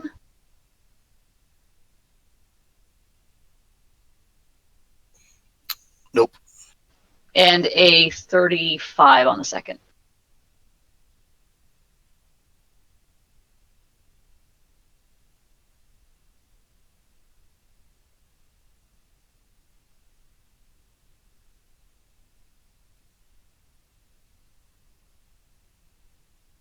And if neither of those hit, it is Erevin's turn. Knowledge. What knowledge check would I need for these? They look like people with fungus growing out of them. Do they look like undead people with fungus growing out of them? That would be a knowledge religions check.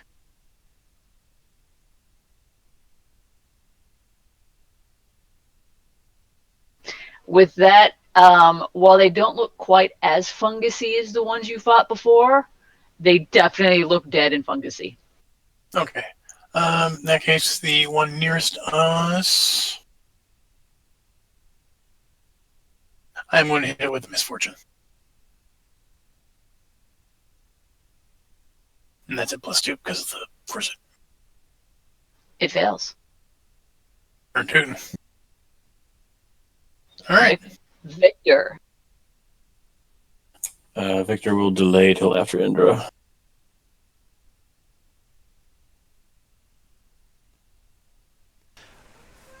I gotta go change. Indra.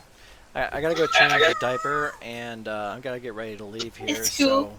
So, I'm gonna leave that recording so I can like hopefully get back in time. But can you shift ping around the map when we move so so the screen keeps up?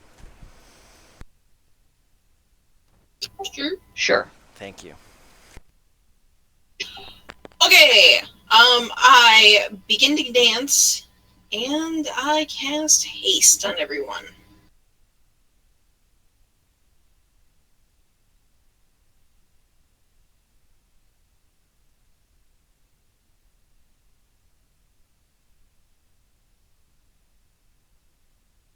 Okay, everyone is hasted. Victor. Victor will study that one, and then he will try to shoot it. Am I allowed to roll sneak attack on this? Yep, he hasn't moved yet.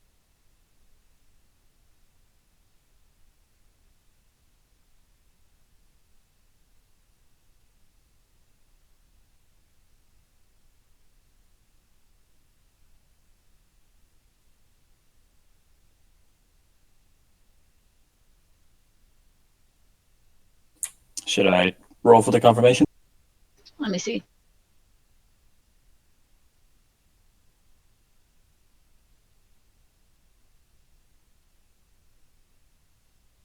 He'll be dead without it. Okay, then the third and fourth attack are going at the one with the Well, bow. just go ahead and make it the fourth attack. Or roll the confirmation to see how many attacks you still get after you shoot them. Okay.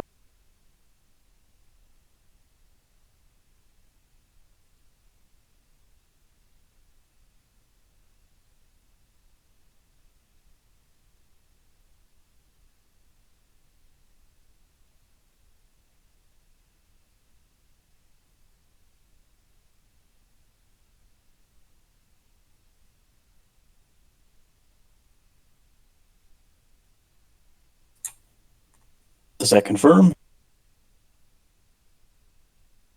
Yes.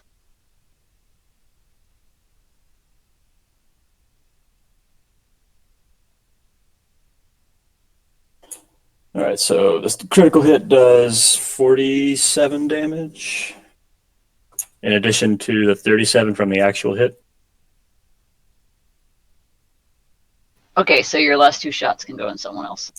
Yeah, the last two shots will go into the one with the bow. That's going to be at a -3 to hit and -3 to damage, and without the sneak attack, because that one's not studied.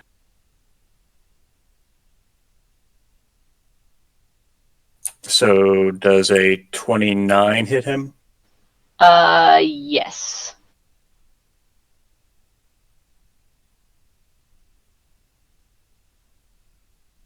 So that's 8 sonic damage, and now my haste attack.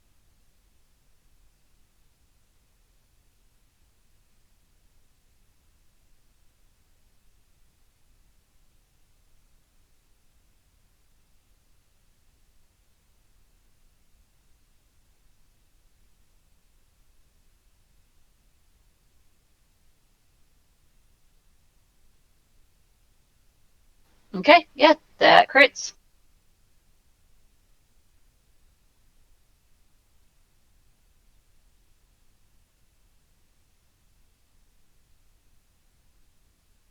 The one in the front comes down the stairs at Amos and swings at him with an axe.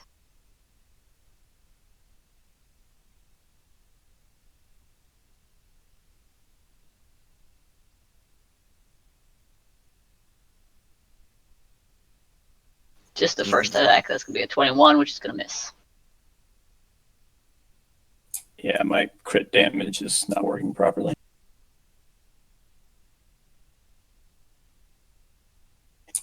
Anywho.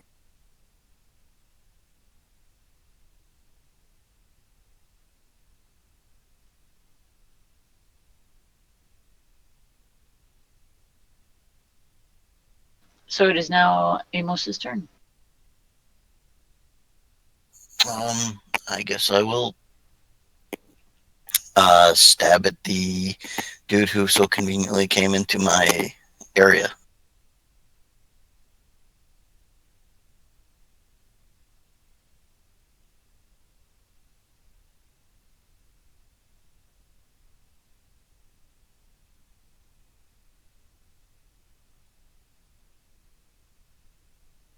Okay, hang on.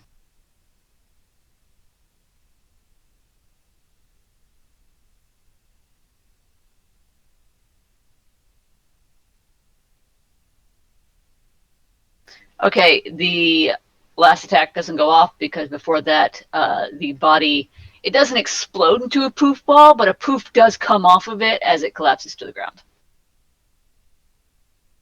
Give me a fort save.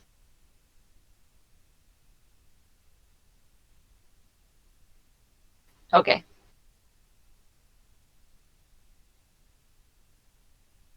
Yeah, And I I don't will know. take a 5-foot step forward.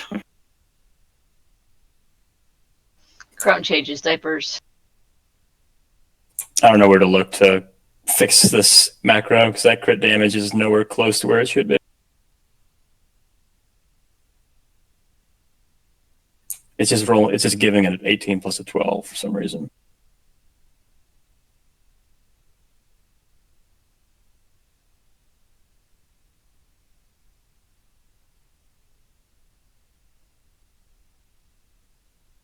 Okay, I'll look at it later. The one in the back is going to shoot at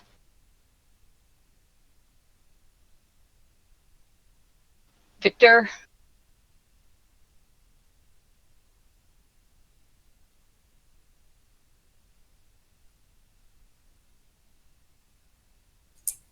Nope. And it is Eravin's turn. Okay. Okay. The one up there, I am going to hit with a Retribution Hex.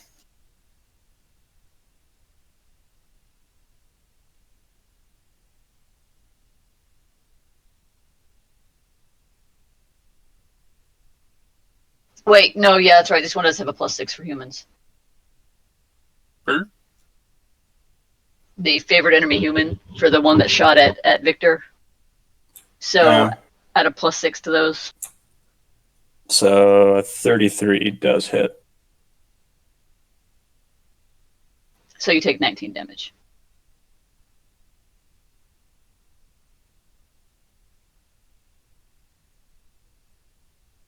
Sorry. Okay, Eravin.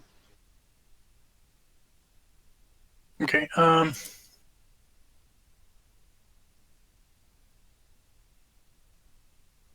to move up a little bit. And I'm going to hit this one up here with the Misfortune Hex.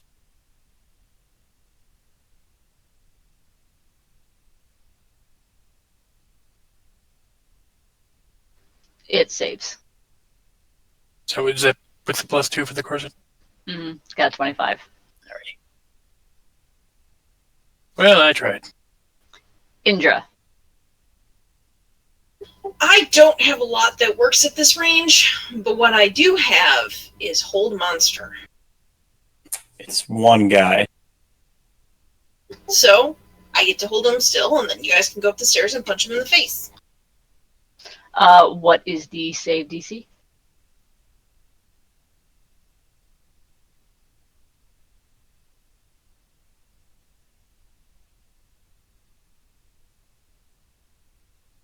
It fails.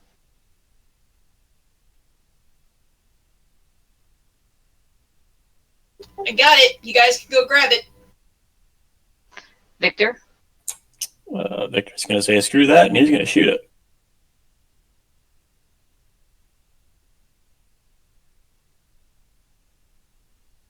After studying it.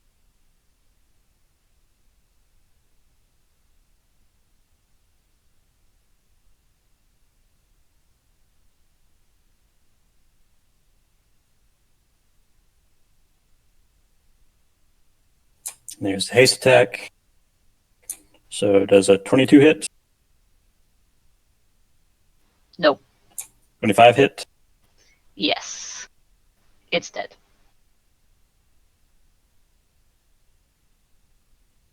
And with that, I think this would be a wonderful time to take a break, because I gotta hit the ladies' room. Yes. Alrighty.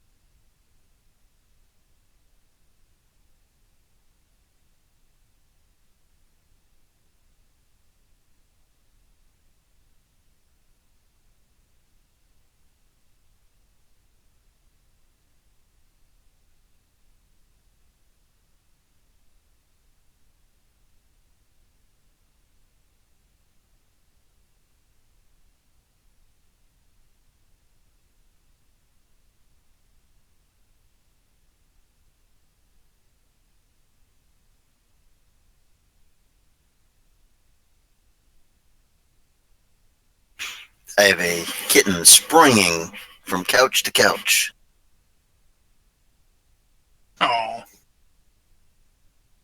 This our little stray there is like a bundle of energy, and when he gets going, he'll just tear around the house, and he'll leap from like couch to table to couch, off the couch, to the ground, bounce off something, and then come back up again. It's just a little ricochet rabbit. that sounds like he's made himself at home. Oh, absolutely.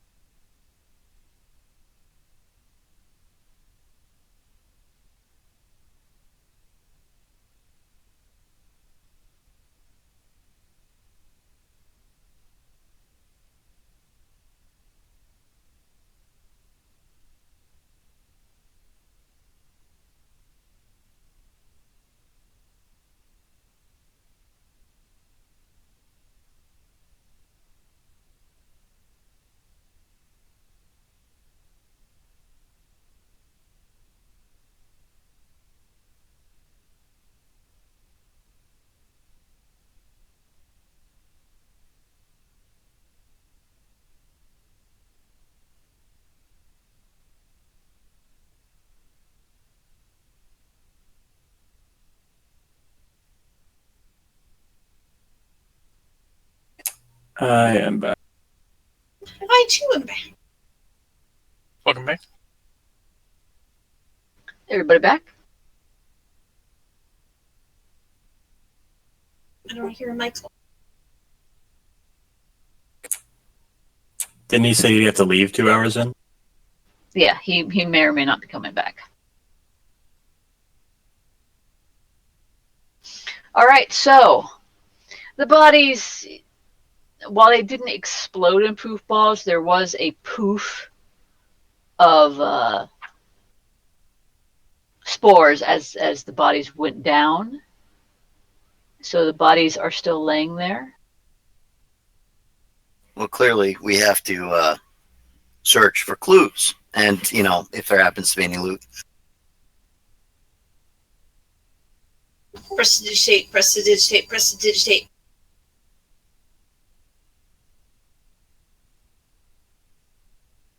Okay, well, on the one in front of Amos, there is +2 chainmail, +2 great axe,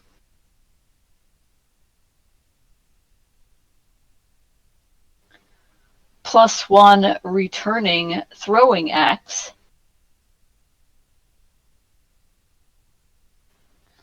a belt of giant strength +2, and 130 gold.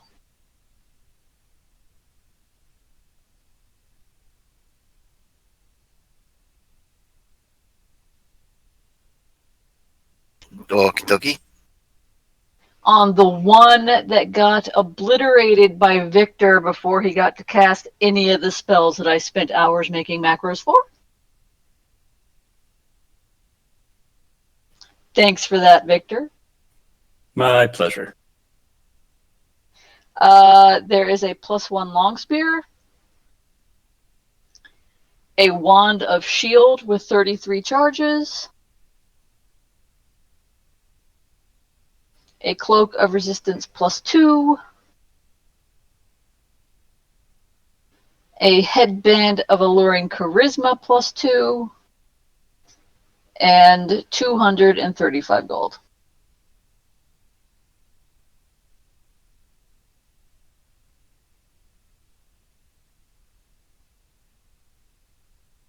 He's gonna art weld you guys together. I was looking forward to it. It's your own fault for having them pop up early. He doesn't exactly have a stealth ability, so. And on the one in the back is a +1 agile breastplate, a ring of protection +2, 840 gold, and a +2 composite longbow with 5 strength modifier. Yeah, right.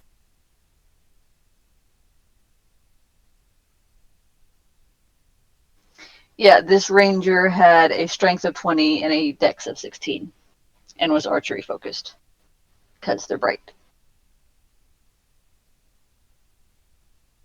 That's why they couldn't hit anything. And he had no melee weapons. Oh, they had a masterwork short sword, but I figured you wouldn't care. That's 300 gold.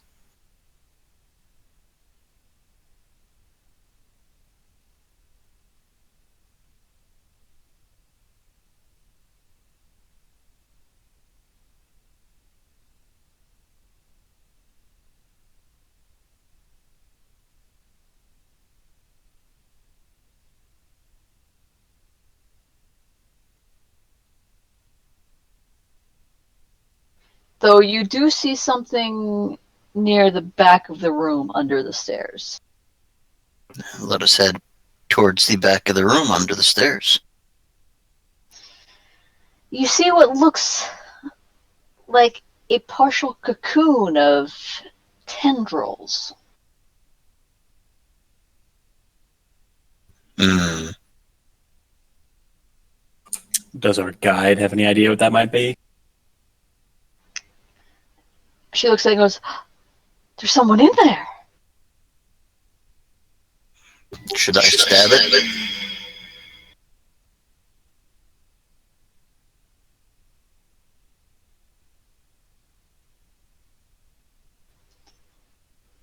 And if you look at it, the cocoon, it's not like a completely closed cocoon, but it looks like a bunch of tendrils of the fungus are growing around what looks like a human. Okay. So I will try and slash the tendrils. When you do, the figure in the tendrils its head kind of weakly rolls towards you and it looks at you.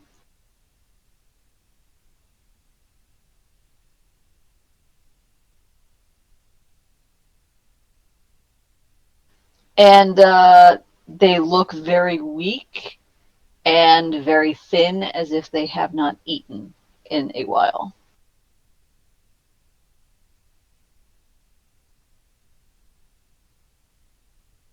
And they slowly sit up, looking at you. Who?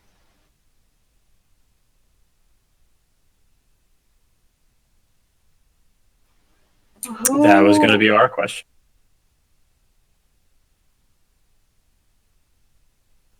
Give the person some water. He takes the food, or sorry, not the food, the water, and drinks it. Everyone, if you want, you can give me a heal check.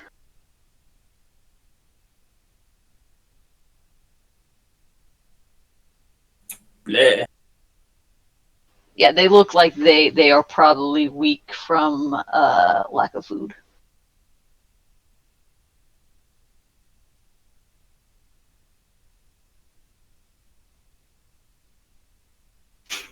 Well, I don't know if Crumb has create food and water memorized.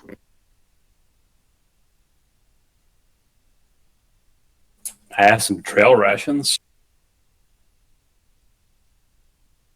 He when you say that, he looks at you. You have rations? I haven't eaten. I don't know when I was last eating.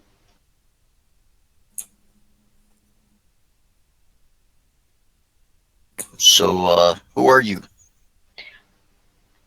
I'm Havigan. Havigan? What were you doing here? I came with the expedition. What expedition? The Lowell's expedition? Yeah. Are they here in this building? What's left? He looks over and sees the bodies, and he says, I think I'm all that's left.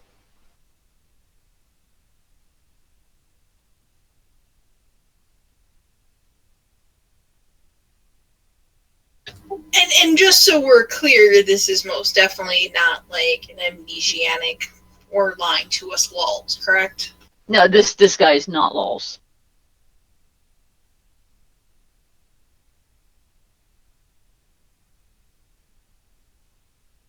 Do you know how long you were in the cocoon? I'm not sure. I'm and he looks down, looks at the tendrils, and he's like, ah! He starts brushing them off as fast as he can.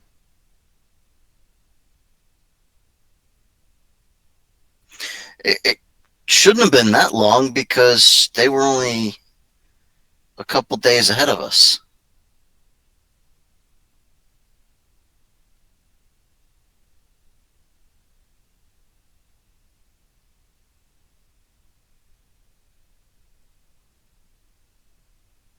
Unless this place has like some creepy, weird time effect where you could be in here forever.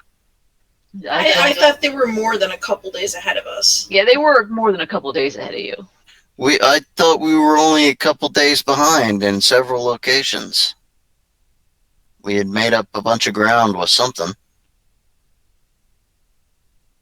You had, but when you went back to Kathir, they got a bit ahead of you. So he's probably been here for maybe a week or two, maybe 3. You're not like months behind, but you're not like right behind them.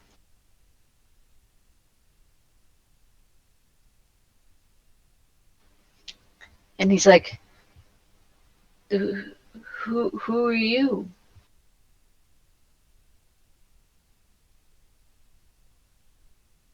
We have business with your employer. I don't think you want business. He's crazy. Oh, we know. Did he mention what his goal was here? Yeah, he was obsessed with these columns, and he wanted to turn them on so that he could go through.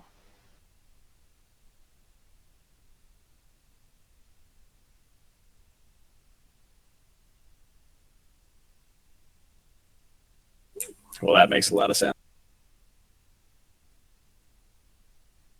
He kept saying that he had to go through. He had to to to to gain his reward. I didn't understand. I was just here for the money, but he he the columns with the strange writing. I there's there's one upstairs, just outside. Can you walk? Uh, I think so. Okay, I look at what's our growing baggage train of people, and I look at the old lady, and I look at the starving guy. I'm like, can you two help each other and keep an eye on each other? And the old lady says, "Yeah, I'll help him as much as I can. But if Lowell's is after the columns, the stele, he's trying to activate the stele." Yeah, we kind of figured that. All right, can you guys make it up the stairs, or should we tuck you in here somewhere safe? I don't know if it's safe. I mean, the first person who throws an area spell at us is probably going to kill you. But if something came up behind us, Your call. Stay back, but stay in sight. Call yes, out we will stay back. and feed him or something. Yeah. So, which okay, I'm assuming we're gonna get directions from Mr. Cocoon Dude over to what room has got the stele in it. To get upstairs, you take this staircase, and he points to the one that Amos is right next to. And he's like, if you go up, you'll come to the hallway. Be careful. It falls up.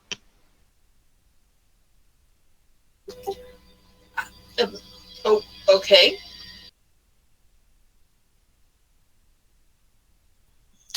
Alrighty.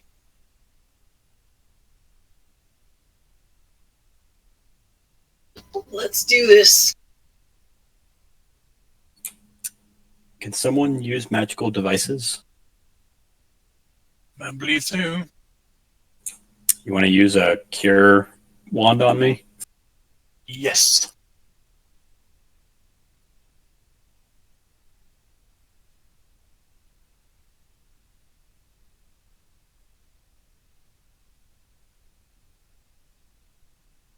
You don't need to UMD it. It's on your spell list. Okay.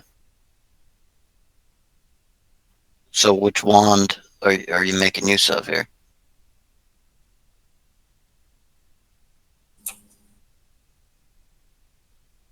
Which one is Michael carrying? I have no idea. I haven't kept track of his wands.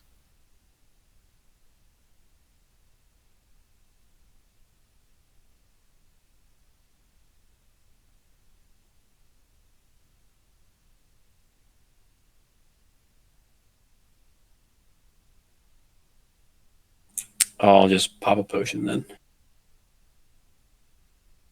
We have a bunch of those on the group loot list.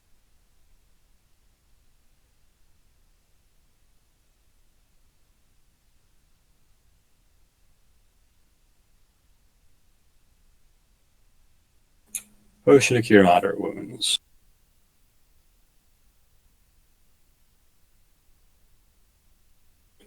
Yeah, that's good enough.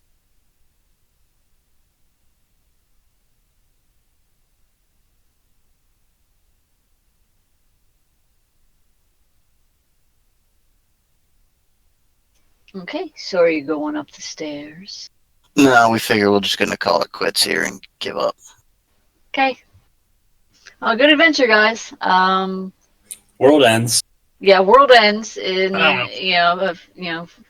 not right away, but a few months probably, maybe less, maybe a few weeks, doesn't matter. But world ends, everybody dies. You guys fail, and in the afterlife, everybody blames you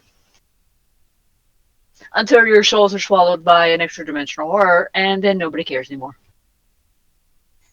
Yeah, I'd be like, look, think about this. Look at this group.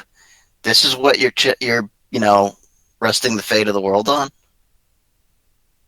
I would save the world if only so I didn't have to spend eternity trapped with you motherfuckers. Trust me, the feeling is mutual. Except for Airman. I like Airman. Thanks.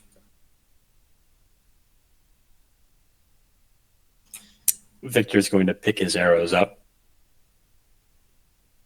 Well, start heading upstairs.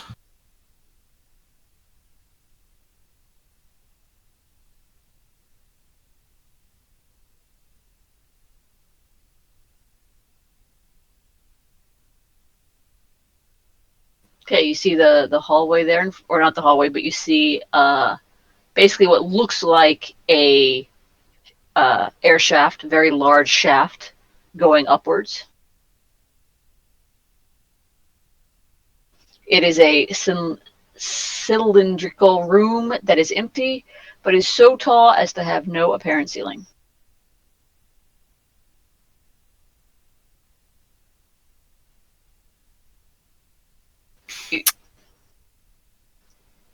You step inside. Mm-hmm. You start falling. Uh, you start falling towards the ceiling.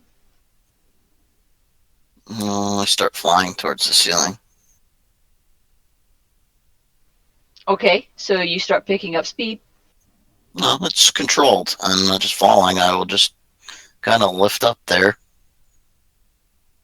He's flying down, but he's falling up. Okay, so he's flying against the inverted gravity of the hallway. No, I'm just making it a controlled instead of falling like a plummet. Since I have the ability to fly, just because gravity changed directions doesn't mean I have to suddenly go and lose that ability. No, that's what I'm saying. Is you're flying as the since you're falling upwards, you're flying reverse so that you're not plummeting. You're controlling your ascent. And about 120 feet above, you land on the floor.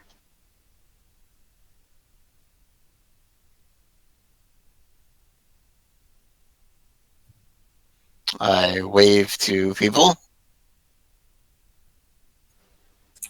It is 120 feet, and there is no light source, so they can't see you. I yell down. It's about, I don't know, 100 feet or so. I don't know how fast you will fall. Victor will use his celestial armor to initiate flying, and he'll do the same and go up. Okay, he will fly, and you come to a gentle landing on the floor next to Amos.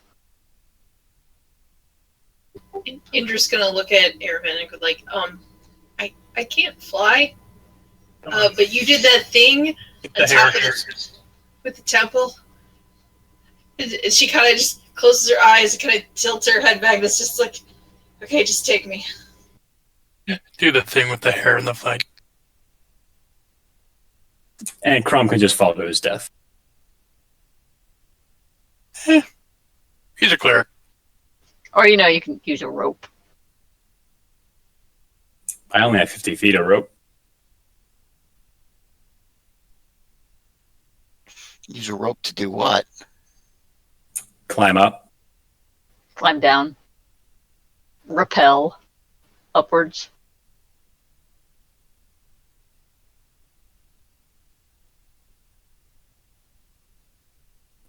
I can actually carry him pretty easily, so I could fly back, pick him up, and do the round tripper.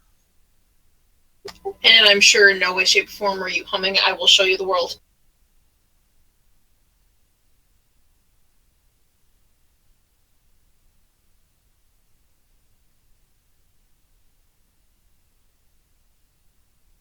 No, but I do a superhero landing.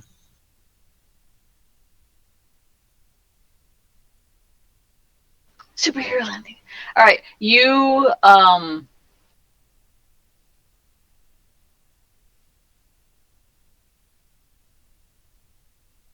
you come out.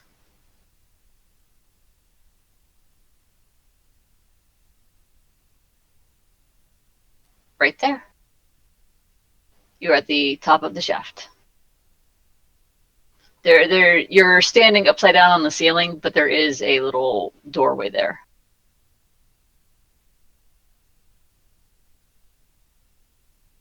Oh, what a feeling.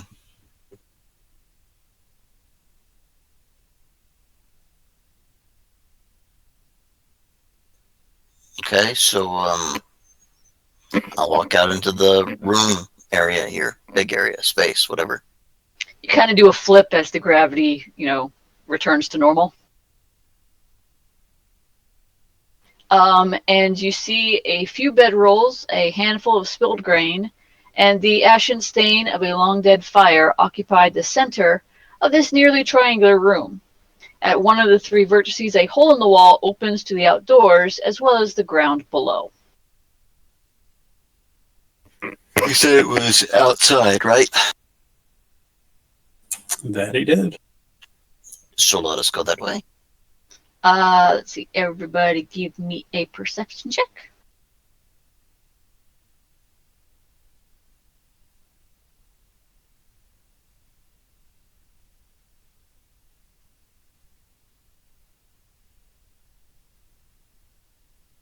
Okay, Aravan, Amos, and Victor, you all sense a growing, uneasy, unholy energy.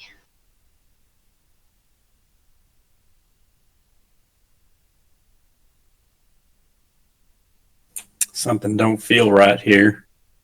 You have a brief moment to react. I prepare for battle. Victor will ready an arrow to shoot at anything that happens to attack him. I will ready a hex.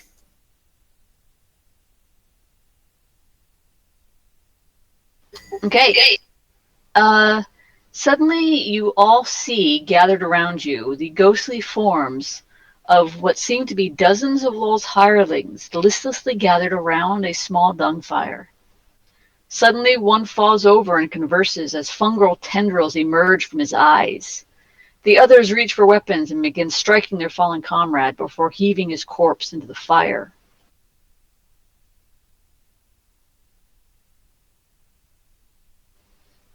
Just as you're seeing that, you suddenly feel yourselves being thrown to the ground and beaten before also being hurled towards the ghostly fire.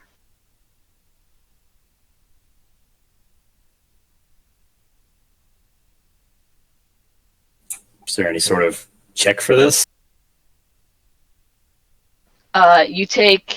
Everybody takes 18 points of bludgeoning damage.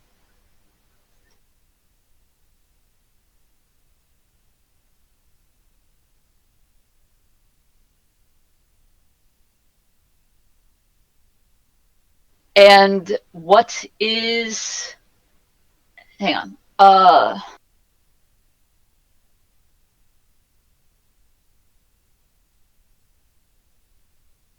Okay, what is everybody's CMD? Against what? Mine are different for different things. Bull Rush. Mine is 35. CMD Yes. 19. 24. 40. Okay, Aravan, you are not only you beaten, but you are pulled towards the fire. Ain't that some shit? give me a reflex save.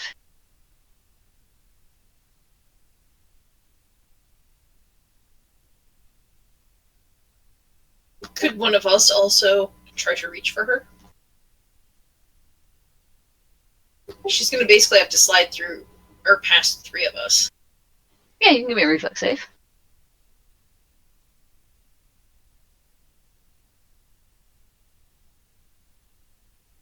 Okay, you manage to grab her before she actually gets into the fire, and suddenly the fire flares up like 10 feet high. But you manage to not be in it. Now, everybody give me a fortitude save.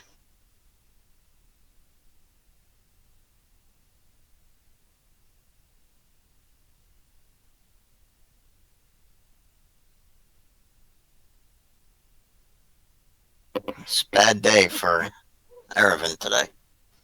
Yeah, I rolled like 2 nat 20s today. it Just not when it counts. yeah, nothing else seems to happen. Oh no. Just in case if that was a disease, I'm immune to it.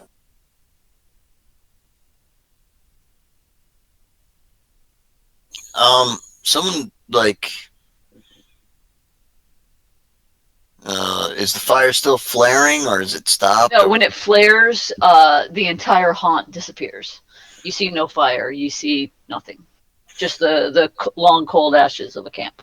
Okay, I'm gonna go over and try and kick over all the fire pit ashes and scatter them. You know, like out of here.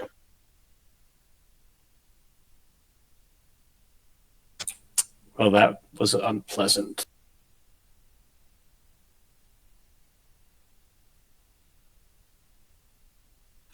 And then search through the remains of stuff here, see if there's anything important. Any clues? Any traps? You don't find any traps, but you do find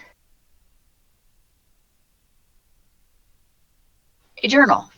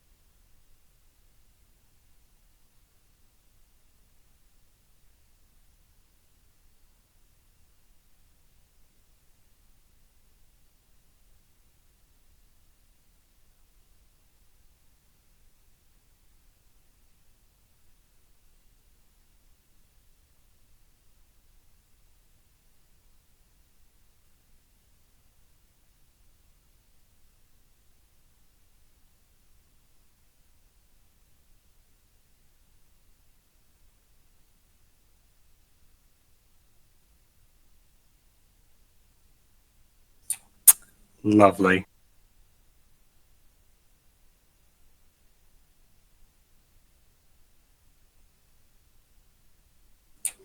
So All it's he's missing is an itchy and scratchy at the end.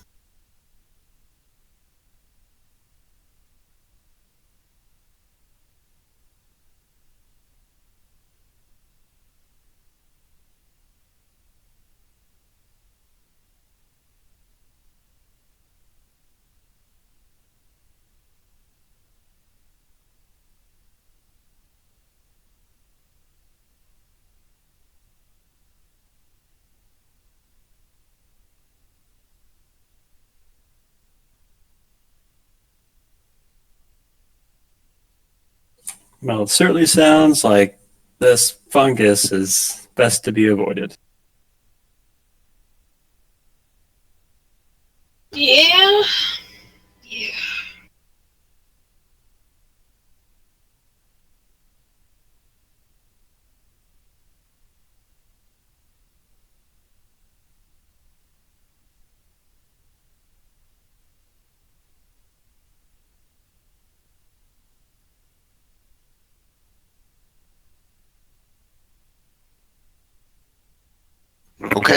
So, is that all? Because we got to go outside. How about we assume that our cleric does a channel energy since there are people injured and such here?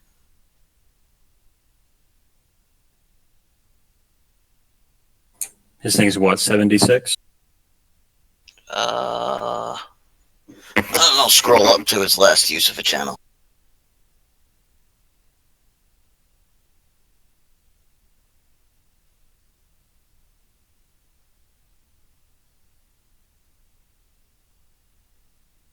Yes, 76.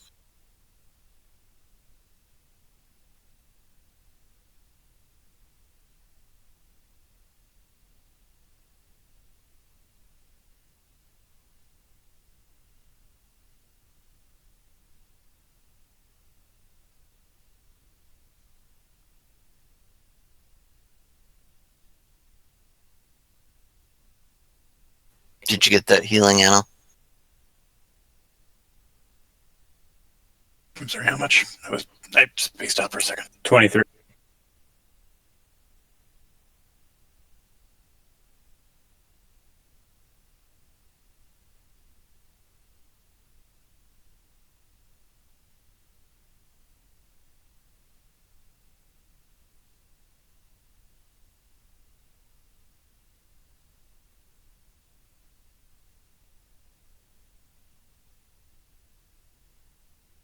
Well, I'll keep heading to the outside.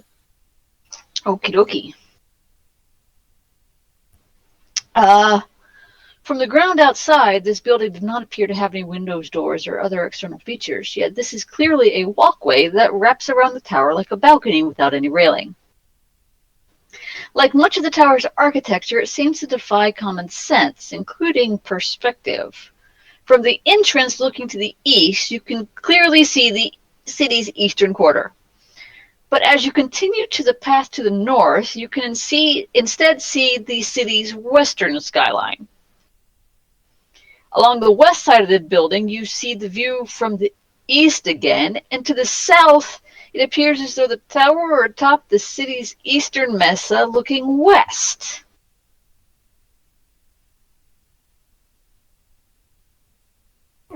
Okay.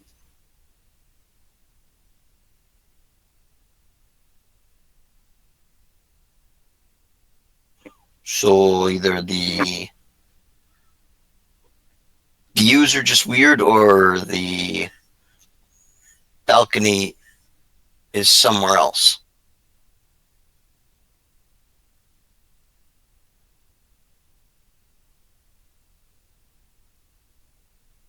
And the path around the outside of the tower corkscrews up counterclockwise.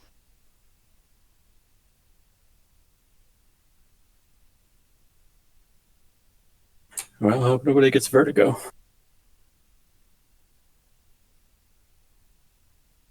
Anybody want to look down? No.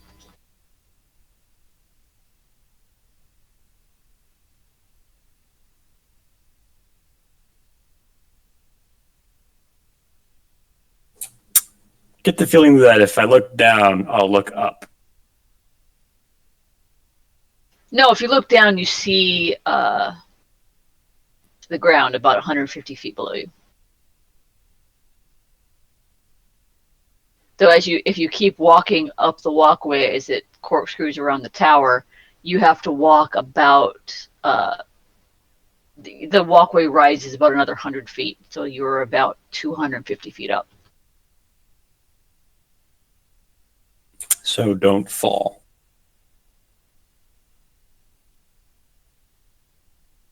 What wonderful advice, Victor. Glad to be of help.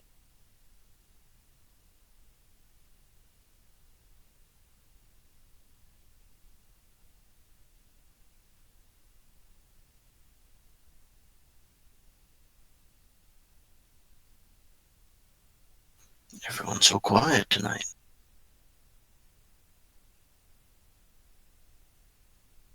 Because right now I'm all by myself and I'm scared.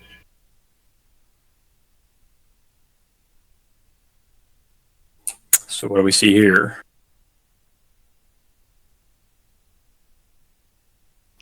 You are still on the walkway. You see an entrance in the building up ahead.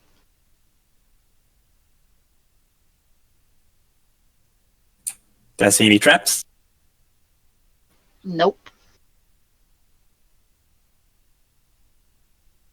The rest of you gonna follow us?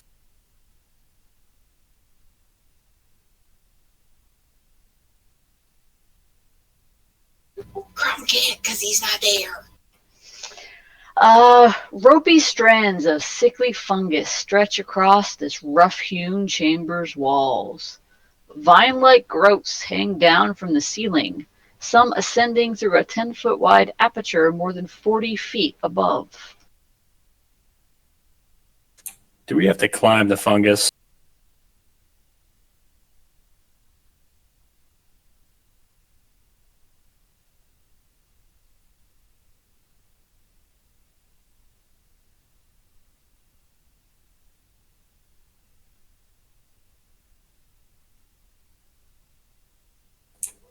Do I notice any traps in here? Wow, a 2. Thanks, game.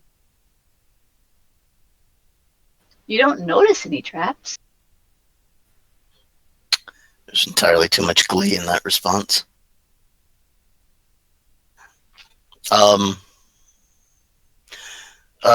Just, is there anything in this room besides the aperture up above? Nope. So I guess we gotta go up, huh? That would appear to be so.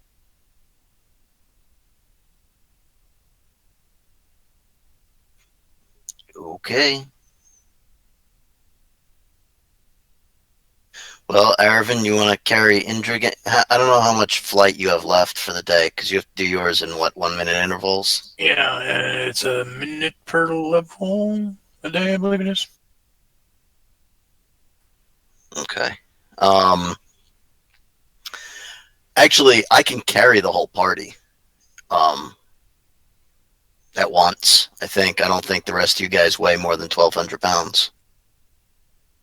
I don't think weight is the problem. I think it's more of the logistics of how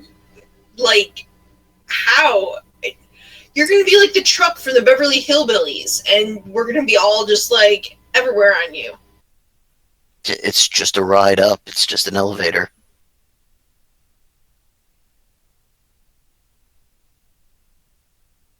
This is going to feel so awkward. Why not? Well, there's another option. I've got an arm. Dibs, you guys can take a leg. I don't give a shit.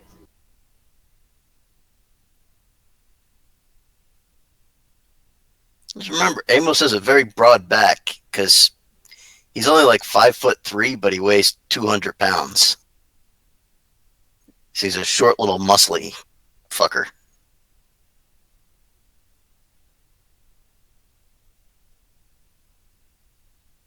Just hang on, and I will fly up to the aperture. I suppose we have to walk into the room proper first. Yeah, I'm sure that's what's going to set off the trap, so why don't everyone get in here so we can all face whatever horror is planned.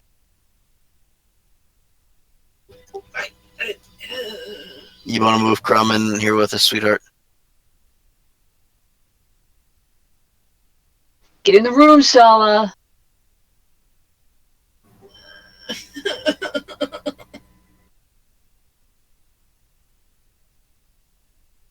Fly me to the moon.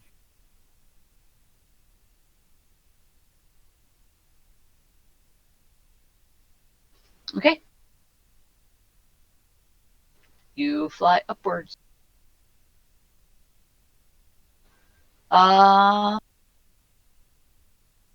Okay. Here the fungal ropes are even denser, forming a thick mat of alien organic matter whose many projections make for treacherous footing. Moving along the flat area is treated as moving through difficult terrain. though the growth would make climbing easy and flight difficult.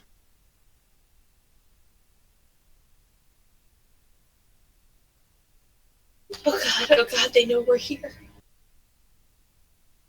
I say, oh, Seely, in character, Indra is not freaking out. Everybody give me a perception check. Yay, another 2.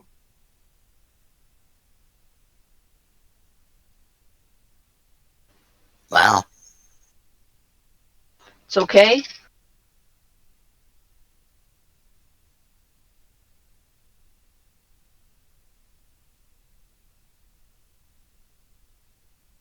Apparently, we're all pretty perceptive today. Really?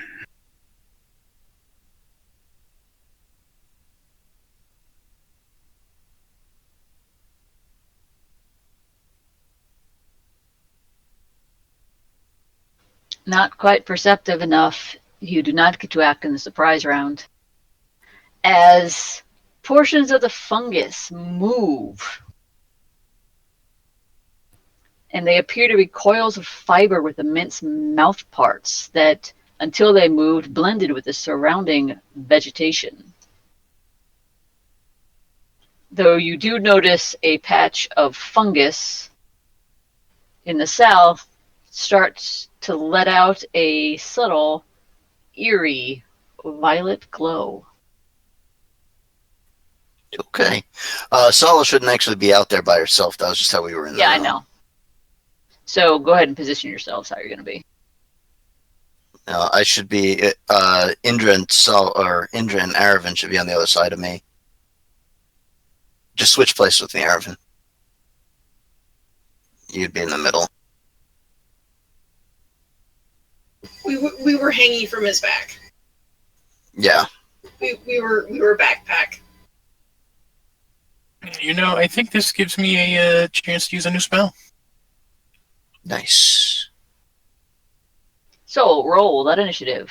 Oh, yeah, I love when you see plants initiative.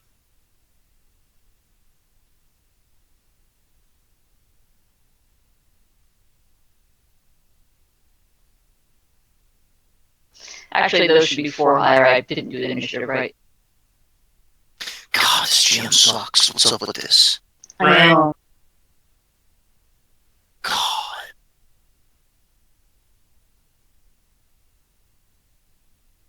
Something tells me Victor's about to be devoured. They go first, right? Yup. Yep. Do they say, feed me Seymour? Because they have a distinct Audrey look.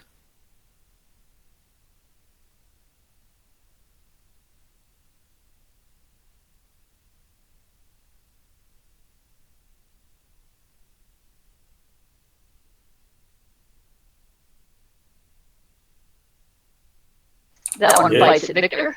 Yep, that hits.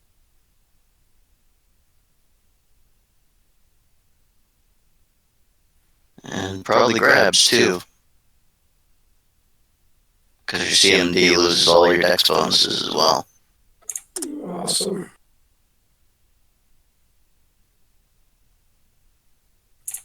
Yep.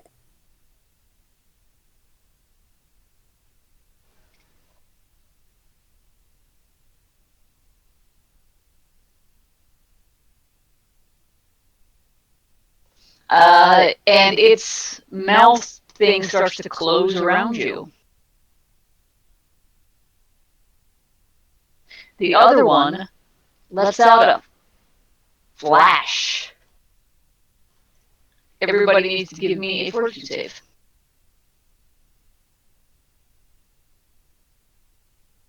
Man, my fortitude save has been creeping closer and closer to that one. Each save's getting lower and lower.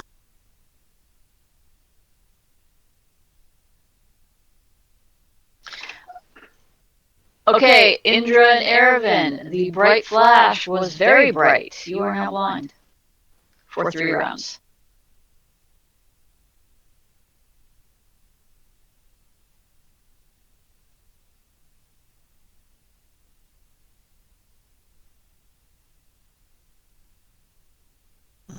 What's the little tree stump doing? I think that's the thing giving off the violet light. No, it's giving off light.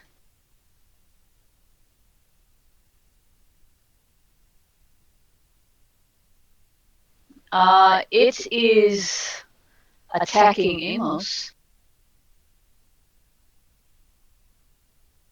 Amos, give me a will save. No.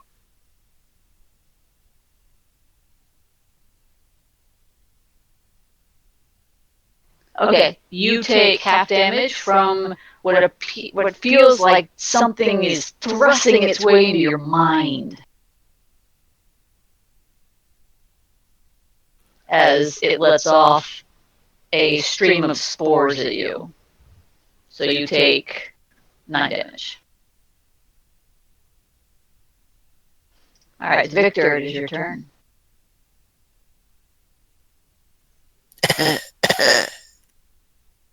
Alright, so he can't shoot, but he can try and break the grapple, right?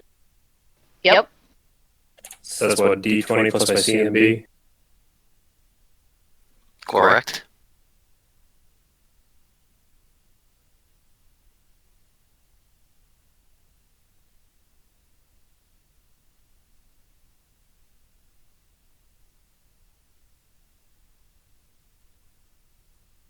You break the grapple. Sweet.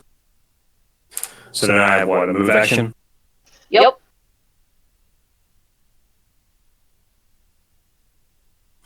In that case, he's going to suck up this attack of opportunity and move over here.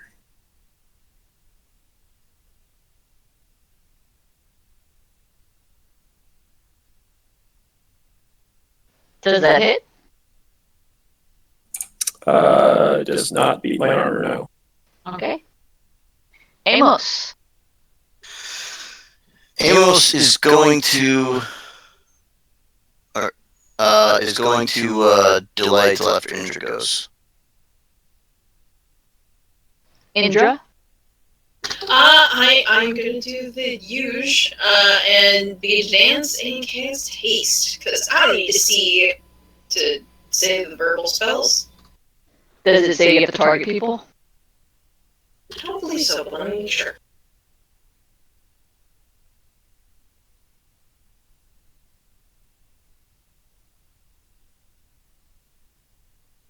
And unfortunately, Wyatt's movement ate up that plant's attack of opportunity so it doesn't eat Indra when she doesn't cast defensively. But I'm a square away from it. It's very large. So that how many squares around it are considered in its area? 10. 10? 10 feet. It depends. 10 feet. Okay. Yeah, it depends on its reach. Different creatures have different reach. The bigger they are, the larger their reach. In this case, I'll give it to you. It's 15 feet.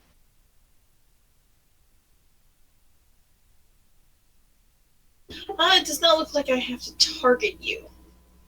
No, you don't. Haste is a burst. Alright, so you begin to dance and everybody's hasted. Amos. Everybody who can see is hasted. No, everybody's hasted.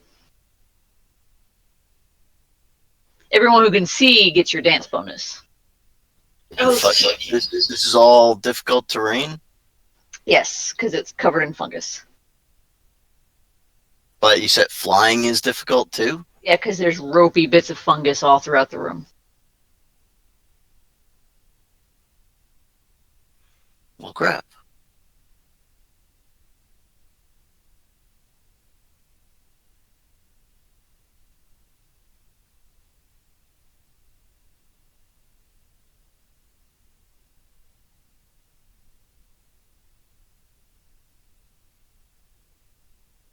Well, that's crappy.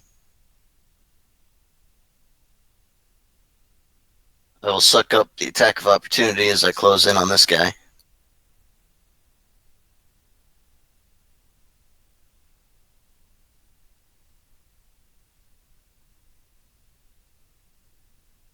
That does not hit, and then I will take my single attack.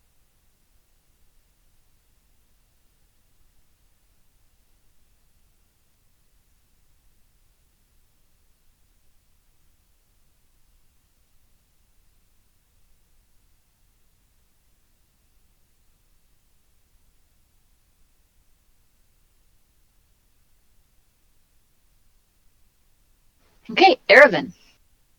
Well, the whole blind thing really threw my plans into a thing. So,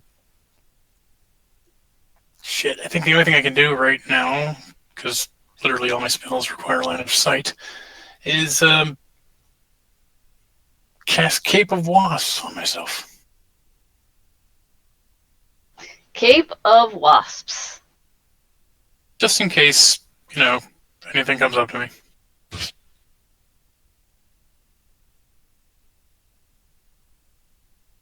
Okay, you are surrounded by a cape of wasps.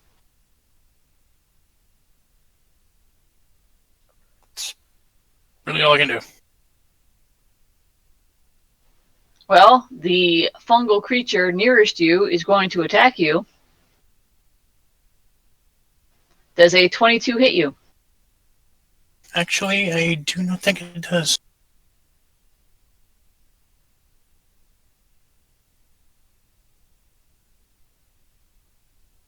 Nope, it does not.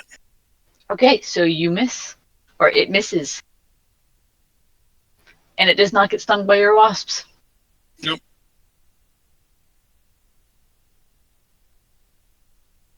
I would move away if I was you.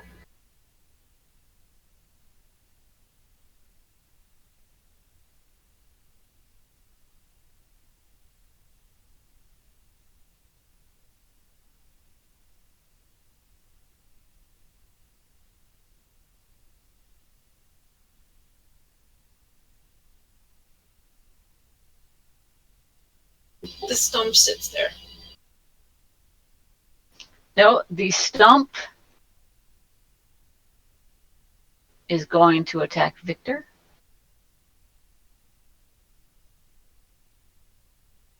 Give me a will save.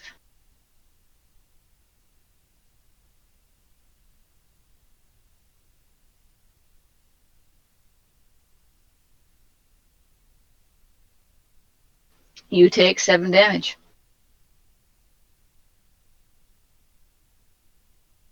As it shoots mind bullets. It does, it shoots mind bullets.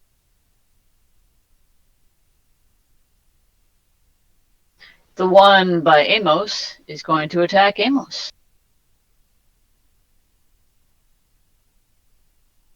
And fail miserably. I'm very disappointed in you, fungal tendril. If you could roll higher than a 10, maybe you'd hit something. Victor. Okay, since Victor doesn't like his mind being messed with any more than it is every single day, he's going to study the stump with a swift action and then start shooting it.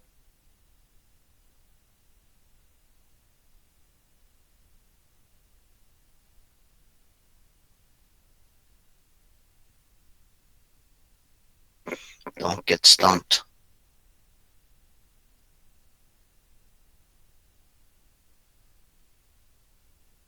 Roll the confirmation.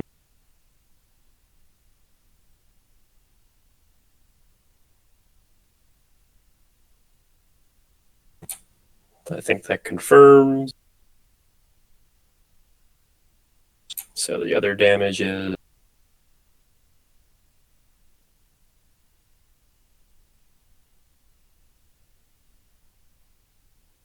so that second hit does 77 damage.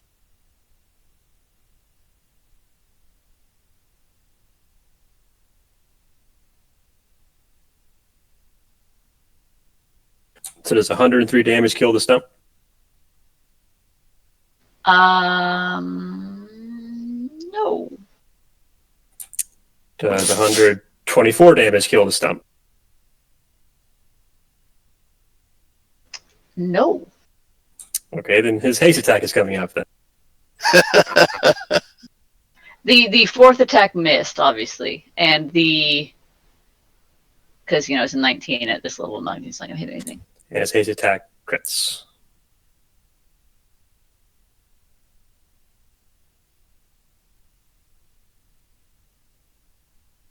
Okay, the critted haste attack will kill it.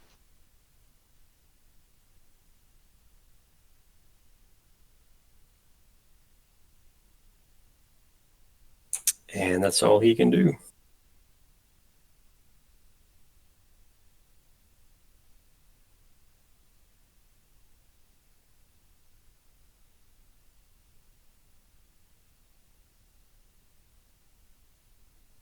Okay, Indra. Yeah, the number you're looking for was 142. That's how much health it had.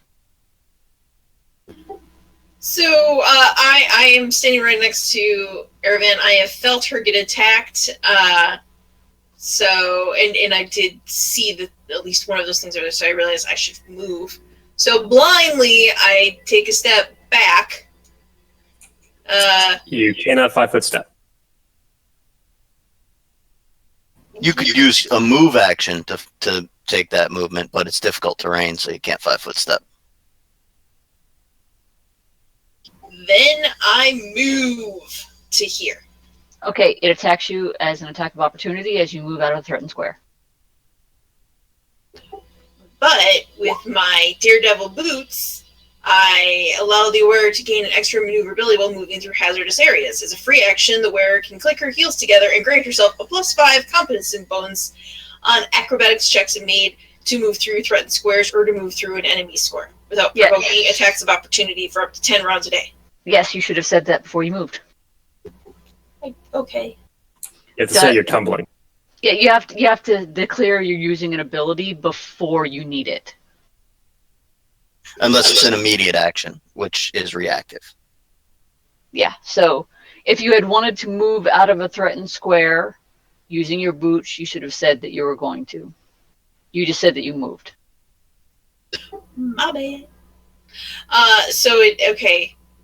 22 matches my thing. Okay, so it hits, you take 15 damage, and does a 33 beat your CMD? I believe so. You are now in its mouth leaves.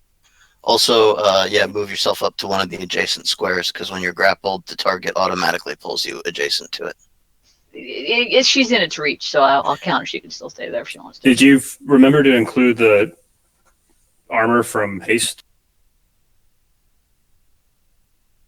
She's blind. She's blind, which takes dex penalties. You'd be adjacent, Sala, not actually in its mouth. Just in one of the squares around it.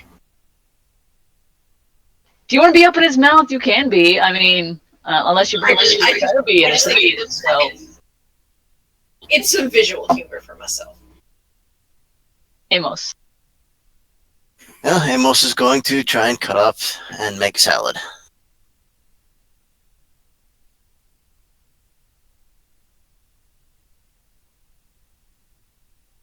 Hang on.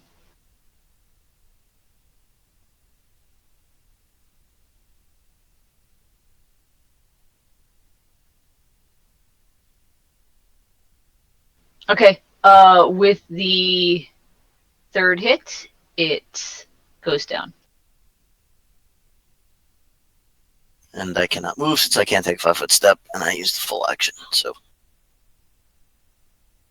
Erevan.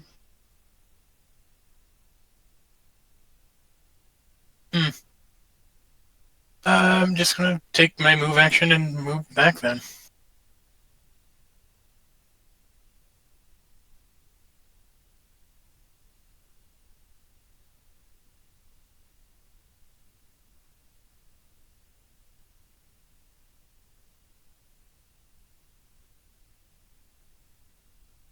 Now, when you say I'm blinded for 3 rounds, does that go away next round, or is At the end of next round, it'll go away. Okay.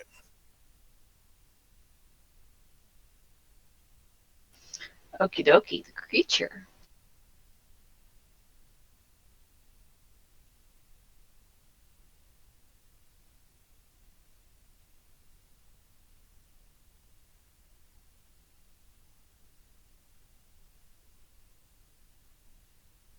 All right.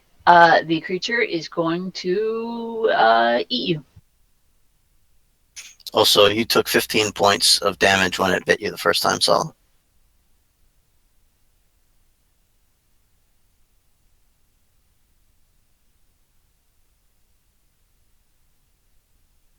Does a 39 beat your CMD? Yes. You are swallowed by its mouth parts.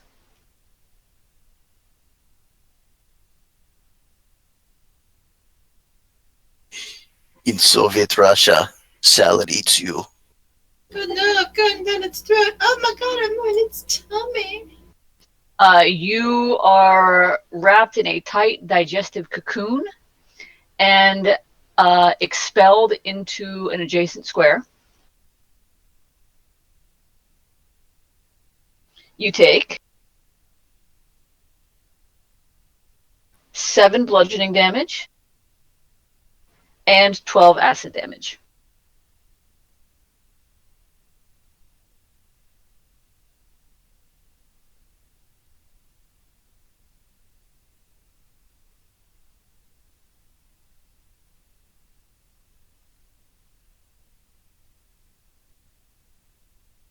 Victor. Victor uses his action to study the plant thing, and then he will start shooting.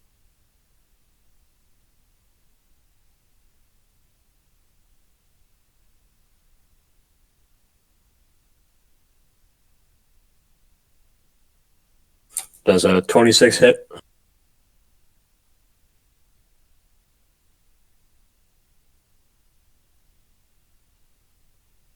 Yes. Okay, so that's 5 hits.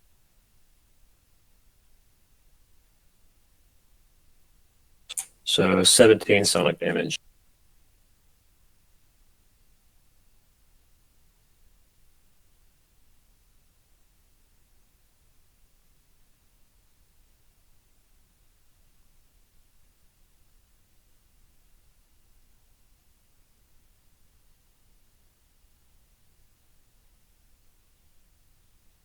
And the sonic damage will put it down. Indra, it is your turn. So this digestive cocoon, I'm assuming I am grappled and I'm going to try to get out of it. You can try, but you cannot use escape artist.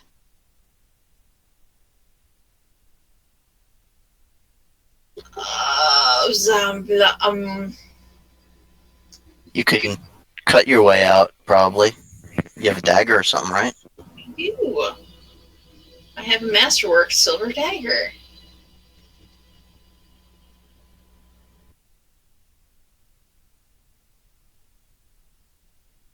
Let me scroll up here. Oh my god, this drives me nuts. Just stay scrolled up.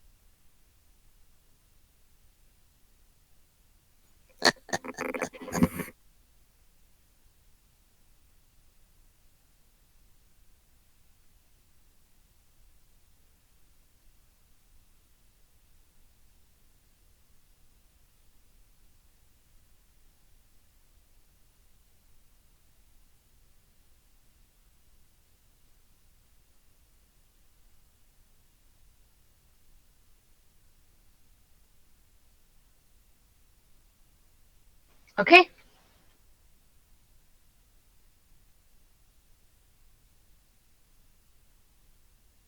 You are still in the cocoon. You did not cut your way free. You're cutting, but you did not cut all the way through. You could do your full round. You should have 2 attacks plus your hasted attack.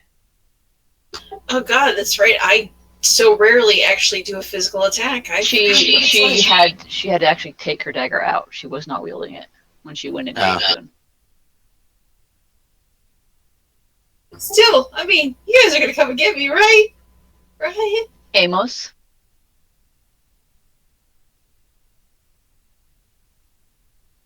Amos will move over to the pod and carefully slice it open. Doing my best to make sure that I don't end up putting any of her inside parts on the outside, mostly because we'll never hear the end of it.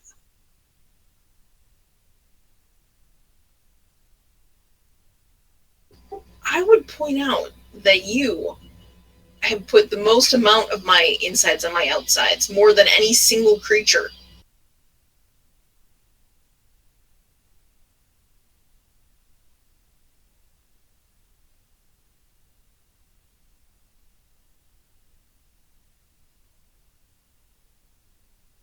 lingering performance. Yay. Yep. Okay, because Amos said he was being very, very careful, Sala only takes 9 damage from his attack on the cocoon, and he cuts it open. I will pull her out. In case it's still acidy. It is still very acidy. I come out. It's like the scene from The Matrix. Everything's like slippery. You're covered in goop. Yeah. Oh, and I'm blind, because why not? Actually, that ended. It ends this round. Yeah, it ends right about now.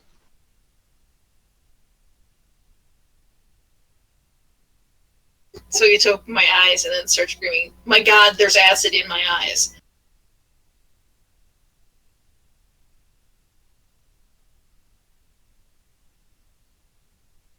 But thank you. Oh, I was about to go all William Tell on you. You would have totally killed her. How would have that even worked? It's like, oh, I'm going to peel a banana by throwing a cleaver at it. I guess shoot for the edges. With the pod prison, other creatures can aid the target by attacking the cocoon with piercing or slashing weapons, but the creature within takes half damage from any attack against the cocoon.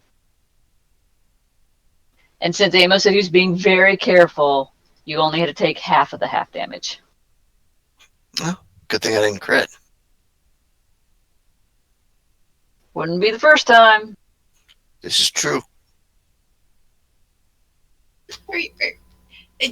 Do I get to be pulled away from this thing, or am I I still... already said that. I pulled you out. How far away am I pulled out? Far enough that you're not in the goopy, acidy crap. And the goopy, acidy crap starts immediately. The pod starts dissolving. Hey, I'm here. Just in time. We need They your channel. They need healing. So much healing. Oh, we're in the same room. What the hell?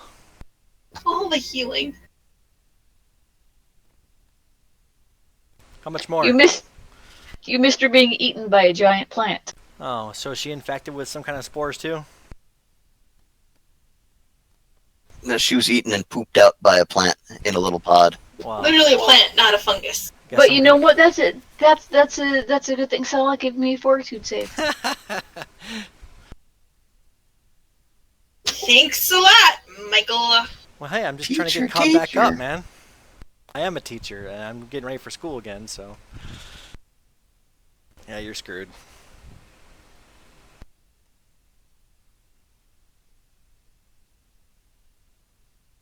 I have spent the last 3 rounds blinded inside of a monster's digestive thing and inside of a cocoon. Really, at this point, it's not going to get better. This is my life now. So, how much more healing do you need? Yeah, I know Indra's having a rough day because she hasn't even prestidigitated herself clean. I haven't had time yet. She has I need... Oh, my insides are on my outside. Indra's the only one that's hurt now, correct? Yes. Yes. Also, you used one channel while you were gone. Crow. Okay. Let me go ahead and subtract it.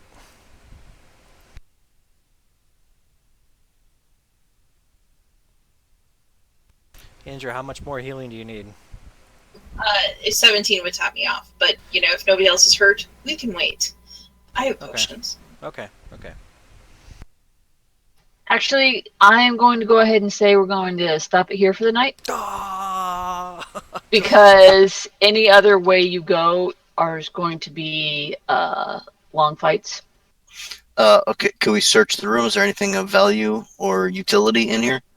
If you take 20, you will find the staircase behind the wall of fungus over here.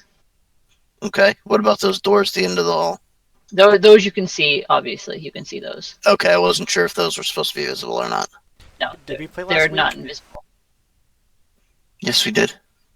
Okay, just making sure, because I didn't update my journal, I guess.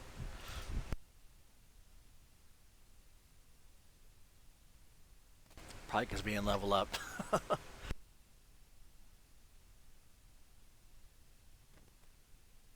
Yeah, we're. I'll be completely honest. We're stopping here for the night because I haven't prepped any further. Oh, I that's was fine. going to throw more random encounters at you at the street, but I decided not to. I'm spreading those out more. So there's nothing else for you to see here tonight. So that's why we're stopping. Oh, that's okay. I mean, we All don't right. judge you.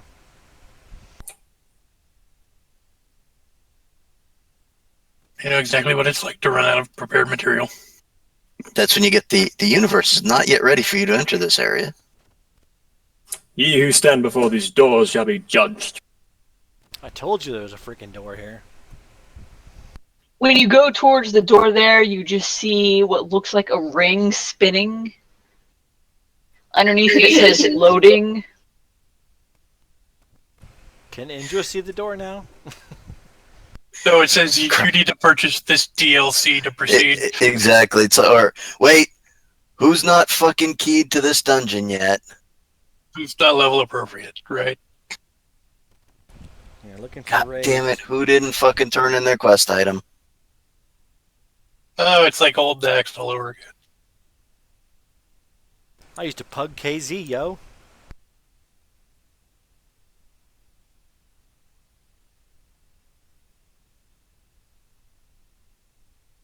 Well, all right. I guess I'll go get some ice and have mojitos then. So, good seeing you guys again.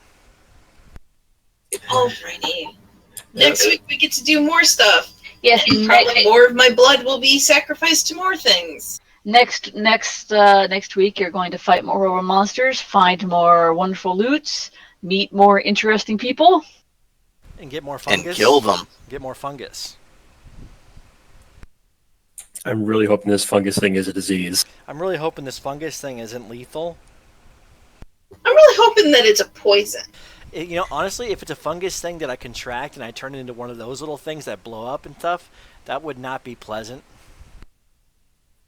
Maybe it'll just make his penis fall off. That would be interesting, because then I could get a prosthetic.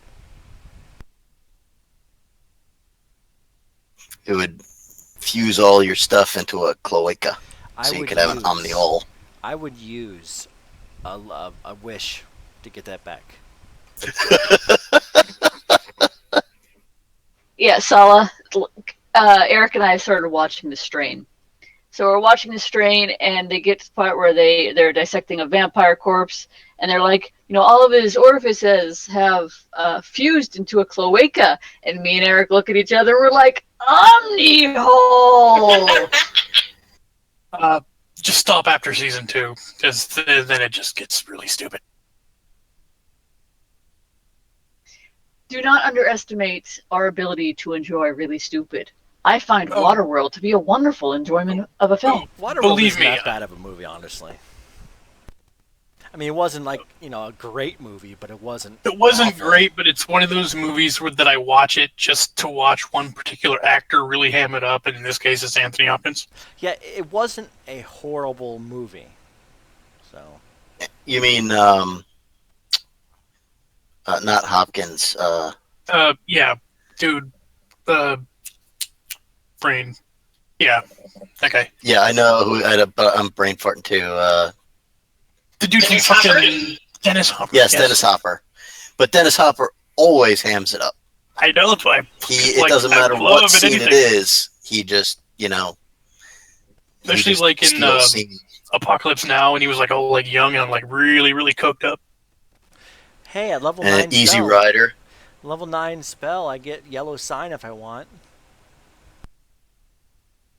Yeah, but you get what? You get a level 9 spell at level 17, right?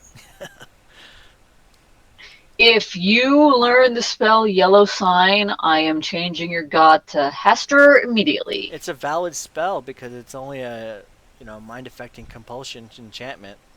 If you take the spell Yellow Sign, you will be converted to a follower of Hester immediately, and immediately start working against the interests of your party.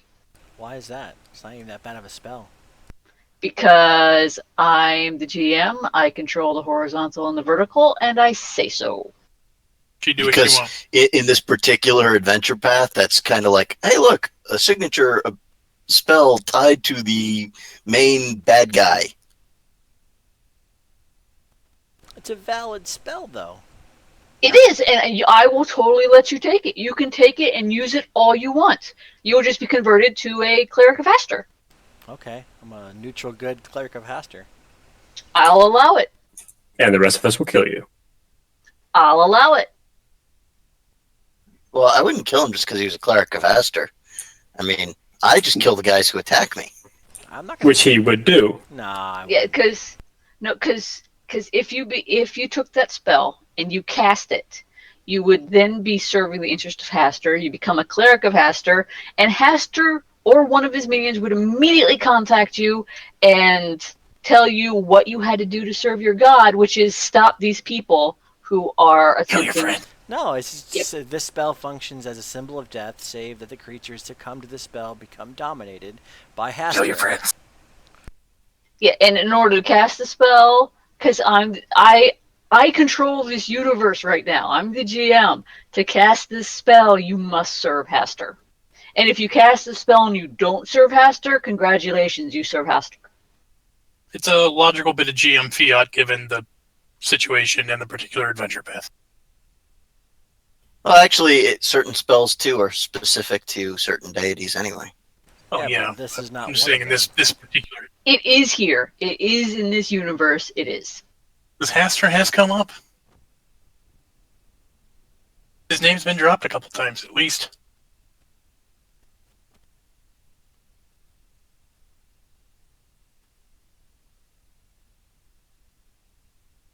Well, it was fun shooting with y'all. I missed you last week. Well, I probably wouldn't use this spell anyway, because it has a 15,000 gold freaking material component. Damn, son. Yeah, ochre and sulfur plus powdered gold worth 15,000 gold.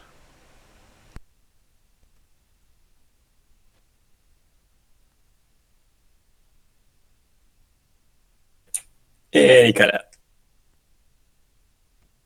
Yeah, there's like another spell here in this book, that it's not a Hastur spell, but it's called What Grows Within, and pretty much if you cast this spell, you now belong to a Great Old One. It gives you some bonuses. I mean, you get a +3 profane bonus on will saving throws. Not all the old ones are bad. This one is very bad. I mean, there's a couple chaotic neutral ones that are okay. Yeah, you met one. It ate you. Yeah, but it wasn't personal.